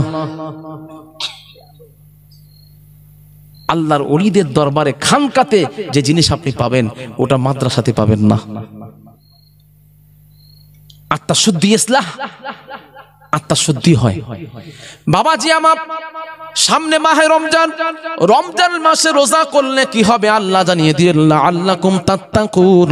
আল্লাহ বললেন বান্দারা তোমরা তাকওয়া হবে, পরহেজগার হবে, তোমরা পরিষ্কার হবে। আমি আল্লাহ আমার প্রিয় বান্দা তোমরা হতে পারবে, রোজা রাখতে হবে। ও আমার আব্বা জানেরা রোজা রাখা ফরজ, রমজানের রোজা 30টা রোজা ফরজ করে দিয়েছেন আল্লাহ বললেন ইয়া আইয়ুহাল্লাযীনা আমানু কুতিবা আলাইকুমুস সিয়াম। আল্লাহ বললেন হে ঈমানদার বান্দা বান্দিরা আমি আল্লাহ তোমাদের উপর রোজাকে ফরজ করেছি, কামা কুতিবা আলাল্লাযীনা মিন ক্বাবলিকুম, যেমন তোমাদের পূর্ববর্তী নবীদের উম্মতের উপর ফরজ ছিল তদ্রূপ তোমাদের উপর ফরজ করে দিলাম। কেন ফরজ করলাম? উদ্দেশ্য কি, লক্ষ্য কি? লাআল্লাকুম তাত্তাকুন, যাতে করে তোমরা পরহেজগার হও, আমি আল্লাহ আমার মুত্তাকি বান্দা হও। ওয়া আহলুত তাকওয়া ওয়া আহলুল মাগফিরাহ, যারা বেশি তাকওয়া অর্জন করে তাদের জন্য আল্লাহ কি রেখেছে? ক্ষমা। আমি আব্দুল কাদের, আমার নামাজ নেই, আল্লাহ কবুল করবে না। ইসলামের বাবাজি আমার প্রথম যেটা ইসলামের বিধান সেটা হলো নামাজ বাদ দিয়ে কিছু হবে না। নামাজ আপনাকে পড়তেই হবে, নামাজটা হলো ফরজে আইন। নামাজ বাদ দিয়ে আপনি শুধু জিকির করলে পাবেন না আল্লাহকে। আল্লাহ বলেছে আগে নামাজ পড়ো তারপরে জিকির করো। আল্লাহ অনেক জায়গায় আবার বলেছেন তোমরা আগে আত্মা শুদ্ধি করো তারপরে মসজিদে যাও। আল্লাহ কোরআনে জানিয়েছেন, আল্লাহ বলেছেন আগে তাজকিয়া নফস করো, কদ আফলাহা মান তাযাক্কা ওয়া যাকারা ইসমা রাব্বিহি ফাসাল্লা। আগে তোমরা জিকির করো, নিজেকে পরিশুদ্ধ করো, নিজেকে আগে চিনতে শেখো, তারপরে মসজিদে যাও, তবেই তোমার নামাজটা কাজা হবে। তুমি নামাজ পড়ছো, জমির আল ঠেলছো, নামাজ পড়ছো, মানুষকে কষ্ট দিচ্ছ, নামাজ পড়ছো, মিথ্যা কথা বলছো, তাহলে আল্লাহর সঙ্গে তুমি প্রতারণা করলে। আল্লাহ তো বলেছেন ইন্নাস সালাতা তানহা আনিল ফাহশাই ওয়াল মুনকার, নিশ্চয়ই নামাজ মানুষকে খারাপ থেকে দূরে রাখে। তাহলে আপনি নামাজ পড়লেন, মিথ্যা কথা বললেন, দোষটা আপনার না নামাজের? কথা বলেন, দোষটা আপনার না নামাজের? নামাজের দোষ, তাই আমার দোষ? আল্লাহর কথা তো সত্য। আল্লাহ বলছে ইন্না ওয়াদাল্লাহি হাক্ক, আমার ওয়াদা সত্য, আমি আল্লাহ কথা দিয়ে কথা রাখি। বাবাজি আমার, আপনাদের গ্রামের মানুষেরা সকলে ভালো কথা দিয়ে কথা রাখে। যদি কারো কাছে টাকা ধার নাই, হুজুর গো 100 টাকা দেন, আমি আগামীকাল দেব। আগামীকাল না আস্তে আস্তে বাড়িতে গিয়ে পৌঁছে দেয়। কিন্তু আমাদের হটুগঞ্জের লোকেরা এত চালাক, একদিন বলে কতদিন যে চলে যায় তার ঠিক নাই। কি চাচা হাসছেন কেন? সব তো সমান দেখছি, এত দূরে ঢুকেও তো সে একই ব্যাপার। রাস্তা গুলিয়ে ফেললাম কত কষ্ট করে, তাও তো সে দেখছি একই হয়ে আছে। ও সব জায়গায় থাকে না? হ্যাঁ, ডিগ্রি পার করে, হ্যাঁ এটাও ঠিক কথা। খবরদার বাবাজি আমার, ওয়াদা দিয়ে ওয়াদা রাখার চেষ্টা করবেন। প্রমোজ দিলে প্রমোজ রাখতে চেষ্টা করবেন। ওয়াদা দিয়ে যদি আপনি ওয়াদা খেলাপ করেন কি হবেন? মুনাফিক। ইজা ওয়াদা আখলাফা, যে মুনাফিকের একটা খাসলানো হলো ওয়াদা দিয়ে কথা রাখে না। আর আল্লাহ বলছেন আউফু বিল আহদি ইন্নাল আহদা কানা মাসউলা।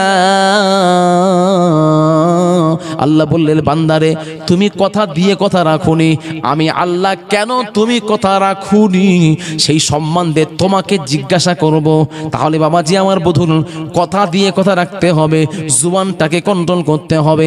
মুখে যা আসবে তাই বলতে পারবেন না। এত সহজ নয়। আমার নবী বললেন, যে ব্যক্তি দুটো জিনিসকে গ্যারান্টি দিতে পারবে, যে ব্যক্তি দুটো জিনিসের গ্যারান্টি দেবে, আমি রাসূলুল্লাহ তাকে জান্নাতের গ্যারান্টি দেব। দুটো জিনিস বলতে কি, একটা হলো জবান আর একটা হলো লজ্জাস্থান। যে ব্যক্তি জবানের গ্যারান্টি দেবে, আল্লাহ গো জবান থেকে মানুষকে গালি দেব না, জবান থেকে মানুষকে কষ্ট দেব না। আল্লাহ গো আমার লজ্জাস্থানকে আমি হেফাজত করব, জেনা করব না, ব্যভিচার করব না। যে লজ্জাস্থানে হেফাজত করলো, আমার নবী বললেন আল্লাহ পাক তার জন্য জান্নাতের গ্যারান্টি দিয়েছেন। জোরে জোরে বল সুবহানাল্লাহ। দরুদ শরীফ আল্লাহুম্মা।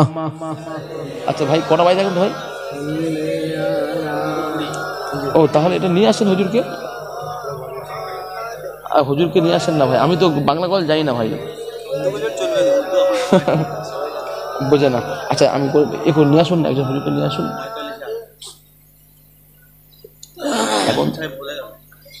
এখন হবে না, বুঝে টাইম তো ইয়াসিন করবো না, এসে করবো না, ঘরের ছেলে একটু করবে না। এখন তো আপনার আজান তো 5:30 হচ্ছে না, হয়ে যাচ্ছে ওটাই। আপনি জানেন সিগন্যাল দেন, আস্তে আস্তে হয়ে যাবে। হ্যাঁ বুঝলেন, কারণ টাইম তো হয়ে গেছে অলরেডি, বুঝলেন। दूर कर दे जो दीन और ईमान से, दूर कर दे जो दीन और ईमान से, यही शान यही सी अजमत नहीं चाहिए।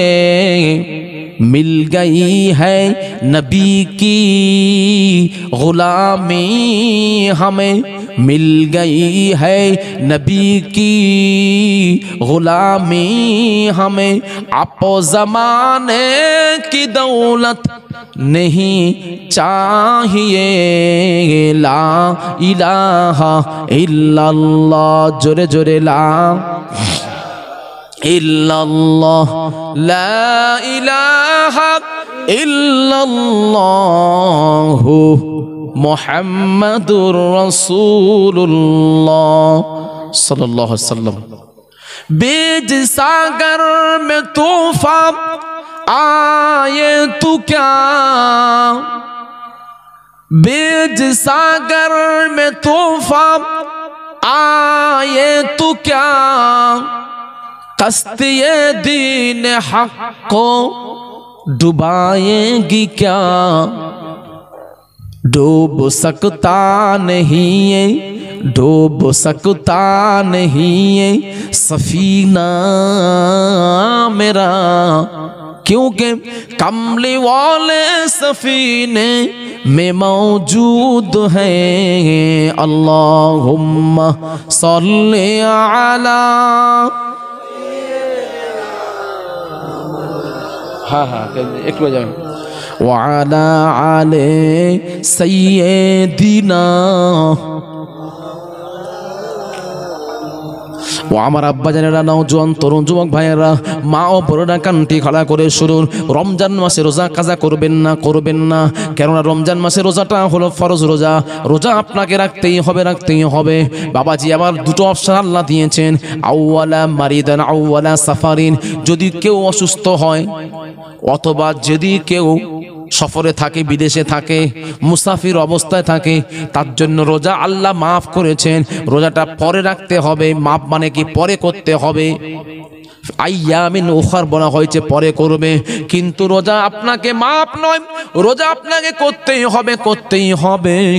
মা ও বোনেদের নামাজের মাফ আছে, মা ও বোনেদের শরীর খারাপ হলে নামাজের মাফ আছে, নামাজ কাজা করতে হয় না, কিন্তু রোজা মা ও বোনেদের কাজা করতে হবে। রোজা রমজানের পরে যে কটা রোজা ভেঙে গেছে আপনাকে রোজা রাখতেই হবে। বাবাজি ও আমার আব্বা জানেরা, রমজান মাসে রোজা করলে আপনি কি হবেন? আল্লাহর ওলি হয়ে যাবেন, আবেদা জাহেদা মেয়ে ছেলে হয়ে যাবেন। আমার আল্লাহ জানালেন, হাবিব রমজান মাসটা আপনার খাতিরে আমি দিয়েছি। ও আমার আব্বা জানেরা, এই মাসটা আমরা প্রত্যেকে জানলাম শাবান মাস হলো, শাবান মাস হলো নবীর মাস। আমার নবী বলছেন না, শাবান ও শাহরি, শাবান মাস হলো আমি রাসূলুল্লাহ আমার মাস। তাহলে শাবান মাসের পরে যে মাসটা আসছে ওই মাসের নামটা কি? রমজান মাস। এই রমজান মাসটা কার মাস? জি, ও আল্লাহর ইবাদতের মাস। না, বরকত মাগফিরাত নাজাত ওটা তো আলাদা, কিন্তু হাদিসের আলোকে, হাদিসের প্রেক্ষাপটে, যেমন এটা হলো আমার নবীর মাস,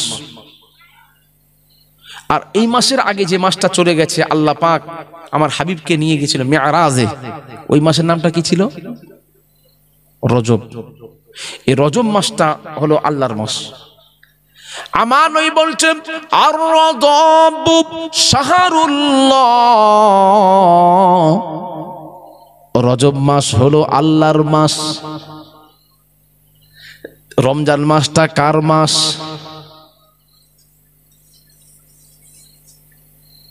চাচা মাথা হাত দেবেন, একটু বলেন, আমি আপনার মুখ থেকে শুনতে চাই।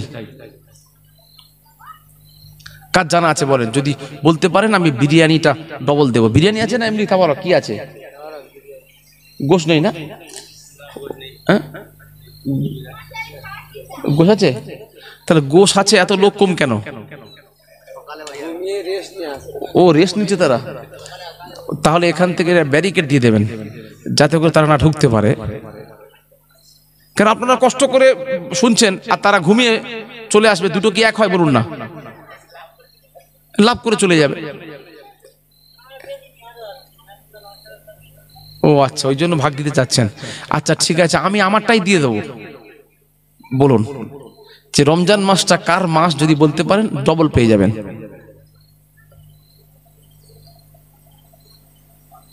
এটা সহজ পড়ে আছে হিসেব। জি, নবীর মাস তো এটাই। হ্যাঁ হ্যাঁ ঠিক ঠিক বলেছে। এই হিসেব কোশ্চেন এসেছে যে হুজুর একটা তো আল্লাহ চলে গেছে আর একটা নবীর, তা বাকি থাকবে কে? বাবাজি আমার নবী ঘোষণা করছে, আর রমাদানু শাহরা উম্মতি, রমজান মাস হলো উম্মতির মাস। কেন? আমার নবী বলেছে, আল্লাহ গো একটা মাস আমার নবী আমার উম্মতের জন্য রেজিস্ট্রি করে দেন। আল্লাহ গো এমন একটা মাস দেবেন যে মাসে তারা যেন নিজের জীবনের গুনাহ মাফ করে নিতে পারে। আল্লাহ বললেন, হাবিব আমি আল্লাহ সব সহ্য করতে পারি, আপনার চোখের পানি সহ্য করতে পারি না। কোন নবী দেখুন বাবাজি আমার সমস্ত নবীরা যখন কোনো কাজ করেন আল্লাহর দিকে তাকান, আল্লাহ রাজি তো মুসা কালিমুল্লাহ রাজি। বাবাজি আমার যখন ইব্রাহিম নবী কোনো কাজ করেন আল্লাহর দিকে তাকান, আল্লাহ রাজি তো ইব্রাহিম খলিলুল্লাহ রাজি। বাবাজি আমার নূহ নবী যখন কোনো কাজ করেন আল্লাহর দিকে তাকান, আল্লাহ রাজি তো নূহ নবী রাজি। ও আমার আব্বা জানেরা আদম সফিউল্লাহ, আদম নবী যখন কোনো কাজ করতেন আল্লাহর দিকে তাকাতেন, আল্লাহ রাজি তো আদম সফিউল্লাহ রাজি। বাবাজি আমার কলান নাসাফি তাফসীর নাসাফি শরীফের মধ্যে লেখা আছে আল্লাহ বলছেন আল হাবিবু ইউহিব্বুহুল্লাহ, আমি আল্লাহ যখন কোনো কাজ করি আমার হাবিবের দিকে তাকাই, আমার হাবিব রাজি তো আমি আল্লাহ রাজি। কোন নবী দেখেন, এই নবী কোথায় পাবেন আপনি? বাবাজি আমার নবীর উম্মত হওয়ার জন্য তামাম পয়গম্বর আলাইহিস সালাতু সালাম আল্লাহর কাছে দরখাস্ত দিয়েছে, আল্লাহ গো আমরা নবী হতে চাই না আল্লাহ গো আমরা আখিরি জামানার নবীর উম্মত হতে চাই। সমস্ত নবীরা 1 লক্ষ মতান্তরে 2,24,000 পয়গম্বর আলাইহিস সালাতু সালাম আল্লাহর কাছে আপিল করেছে, আল্লাহ আমরা নবী হব না আমরা আখিরি জামানার নবীর উম্মত হব। কেন তোমরা কেন কথা বলছো? তোমাদের সম্মান তো আরো বেশি, তোমাদেরকে আমি আল্লাহ নবী করলাম একটাই কারণে, মিসাকান নাবিয়্যিন, তোমরা আমার সঙ্গে অঙ্গীকারবদ্ধ হয়েছিল, আমি আল্লাহ বলেছিলাম তোমরা আখিরি জামানার নবী, বিশ্ব নবী জনাবে মুহাম্মদুর রাসূলুল্লাহ সাল্লাল্লাহু আলাইহি ওয়াসাল্লামকে তোমরা কি নবী বলে মেনে নিলে? ওয়া আমান্না বিহি ওয়া রিসালাতিহি ওয়া নবুওয়াতিহি, তোমরা নবুয়তের উপর ঈমান আনলে কিনা বলো? তখন তোমরা এক বাক্যে বলেছিলে আল্লাহ গো আখিরি জামানার নবীকে আমরা নবী বলে মেনে নিলাম, এই জন্য আমি আল্লাহ তোমাদেরকে যুগে যুগে নবী করে পাঠাবো বলেছি। আমি আল্লাহ ওয়াদা করেছি তোমরা যদি আমার নবীকে নবী বলে না মানতে আমি আল্লাহ তোমাদেরকে যুগে যুগে নবী রাসূল করে পাঠাতাম না। তোমরা কথা দিয়েছো বলে আমি আল্লাহ ওয়াদাবদ্ধ হয়েছি, এখন তোমাদের আবার কি হলো? তোমরা কেন বলছো আমরা নবী হব না? আল্লাহ গো আপনি আমাদের প্রত্যেককে নাম ধরে ধরে ডেকেছেন, ইয়া আদম আসকুন আনতা ওয়া যাওজুকাল জান্নাহ। আল্লাহ গো আদম নবীকে নাম ধরে ডেকেছেন, ইব্রাহিম নবীকে নাম ধরে ডেকেছেন, নূহ নবীকে নাম ধরে ডেকেছেন, মুসাকে নাম ধরে ডেকেছেন। আল্লাহ গো আপনার হাবিবকে আপনি এতটাই ভালোবাসেন, মুহাম্মদকে নাম ধরে আপনি ডাকেননি। আপনি বলেছেন মুহাম্মদ অন্য কেউ নয়, মুহাম্মাদুর রাসূলুল্লাহ, মুহাম্মদ হলেন আমি আল্লাহ আমারও নবী। বাবাজি আমার মুহাম্মদ আল্লাহর নবী, তাহলে কোন নবী আমরা পেয়েছি? দেখুন, যে নবীর উম্মত হয়েছি বিনা দরখাস্তে। ও আমার আব্বা জানেরা আপনাদের কাছে আমার প্রশ্ন আমরা জানতে চাই, আল্লাহ একজন ইবাদত করেন, আমরা আল্লাহর ইবাদত করি, আর আল্লাহ বলছেন ইউসাল্লুনা আলান নবী, আমি আল্লাহ আমার নবীর উপরে দরুদ পাঠ করি, এটাই আমার ইবাদত। জোরে জোরে বল সুবহানাল্লাহ। ও আমার আব্বা জানেরা আমরা কোথায় কোথায় কসম খাই, কিরে কাটি, কসম খাই তো নাকি এদিকের মানুষ কসম টসম খায় না? হ্যাঁ প্রচুর। হ্যাঁ ও প্রত্যেক কথায় ও কি কসম খায়? ও আল্লাহর কি রে? এটা বাড়াবাড়ি করছেন ভাই আপনি। এই কোরআনের কসম খায় এখানে? এই মনসুর সাহেব বলুন না, আপনি ঘুমোচ্ছে। তা আমাদের হুজুর কিছু বলেন না, কোরআনের কসম খাওয়া চলবে মসজিদে উঠে? কি আশ্চর্য হচ্ছে বন্ধু। এই এখানে যে মুরব্বীটা মারা গেছে না, এই মুরব্বীটা তার লাগে যে বিষয় হচ্ছিল, বাবাজি আমার কসম যদি খেতে হয় কার কসম খাবেন? বলুন কার কসম খাবেন? আল্লাহ রসুলের? হ্যাঁ আল্লাহর কসম, আল্লাহর কসম খাবেন, অসুবিধা হবে না। কিন্তু ও ছাড়া কোরআনের কসম আর সব কি বলছেন? খোদার কসম, খোদা তো চলবে, কারণ আল্লাহই, খোদাটা ফার্সি শব্দ। তাহলে আল্লাহ ছাড়া অন্য কারোর নামের কসম খাওয়া যাবে না। কোরআন বলুন আর দানার কসম বলুন আর মায়ের কসম বলুন, বাপের কসম বলুন, যদি এসব কেউ খায় না আপনাদের এলাকার লোকেরা, বাপের মায়ের কসম খায়? ও বাবা, তাহলে সব তো আছে এদিকে দেখছি। হ্যাঁ হ্যাঁ, কম বেশি আছে। হ্যাঁ, তবে এসব যারা খায় ভুল করে। এই কসম আপনারা খাবেন না, আপনার হাতে ধরে বলছি। এই আল্লাহ ছাড়া অন্য কারোর নামে কসম খাওয়াটা হচ্ছে কাবিরা গুনাহ, এটা গুনাহ হয়। বাবাজি আমার, আব্বা যারা, নওজোয়ান তরুণ যুবক ভাইয়েরা ও আমার মা ও বোনেরা, কান্তিখানা করে শুনুন। আমরা কসম খাই, আল্লাহর নামের কসম খাবেন। আল্লাহর নামের কসম খেলে অসুবিধা নাই, অসুবিধা নাই। কসম আমরা কেন খাই? প্রত্যেক কসম তো খাই, এর নিশ্চয় কারণ আছে। তা কসম যে খাচ্ছে, সে কি উপলক্ষে খাচ্ছে? ও মিথ্যা কথা বলে জিতার জন্য। এ ঠিক বলে, হ্যাঁ হ্যাঁ, ঠিক ঠিক, এ ঠিক বলেছে। কমেডি, মানুষকে বিশ্বাস করানোর জন্য। এই দাঁড়াও এখানে, মানুষকে বিশ্বাসযোগ্য করার জন্য। যে ও কথা বিশ্বাস করছে না, বলছে খোদার কসম করে বলছে মুন্সি ভাই আমি এটা করিনি। তা মুন্সি ভাই ভালো মানুষ, দেখলো যে কসম যখন খাচ্ছে, তার মানে আমি ও করেনি, তো বেকার ওকে ধরে আপনি কসম খাচ্ছে।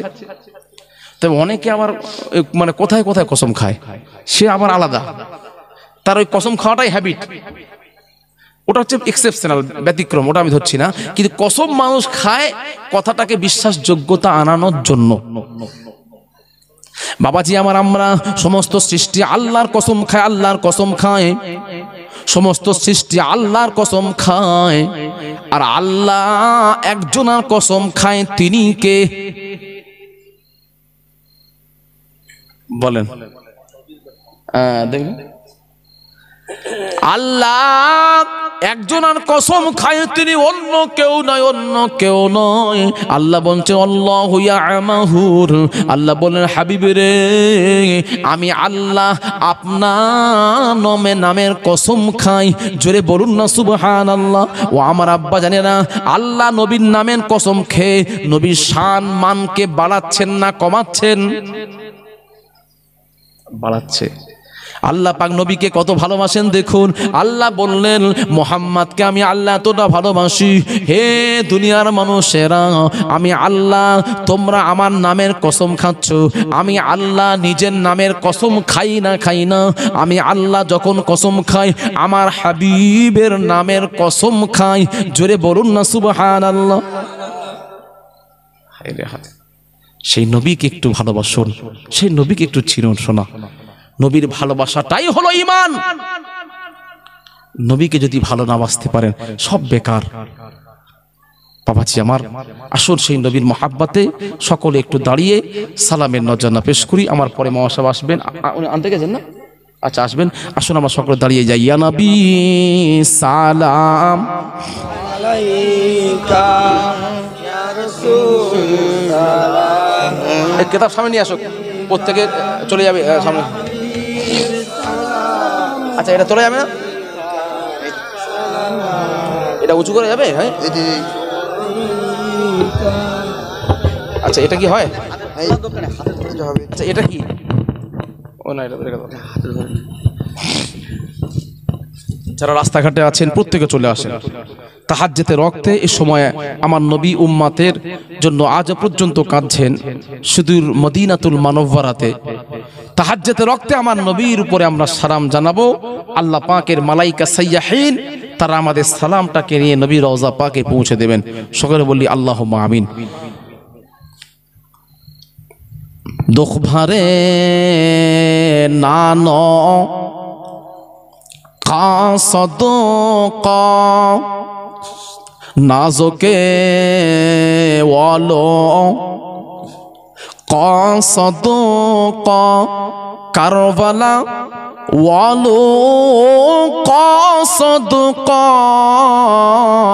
কারবালা ওয়ালো কাসদক ভিকিদ লানো قاصدق يا نبي سلام عليك يا رسول سلام عليك يا حبيب হাবিব সালামুন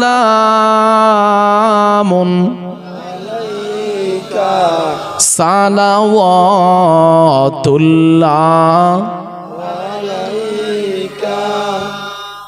আই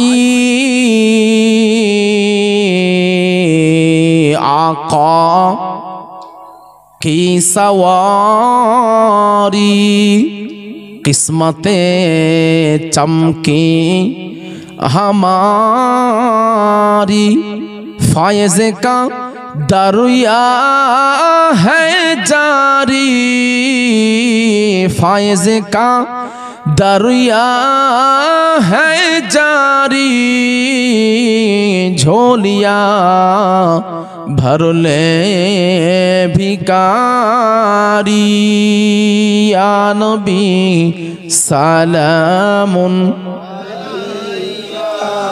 या रसूल सलामुन या हबीब सलामुन सलावातुल्लाह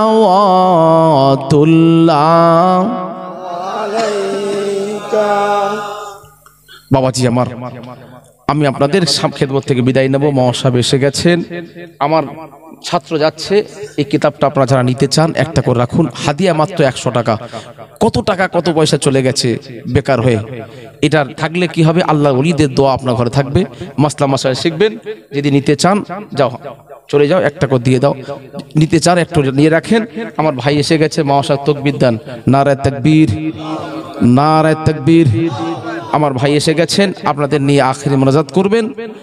আপনারা সকলে বসে যান।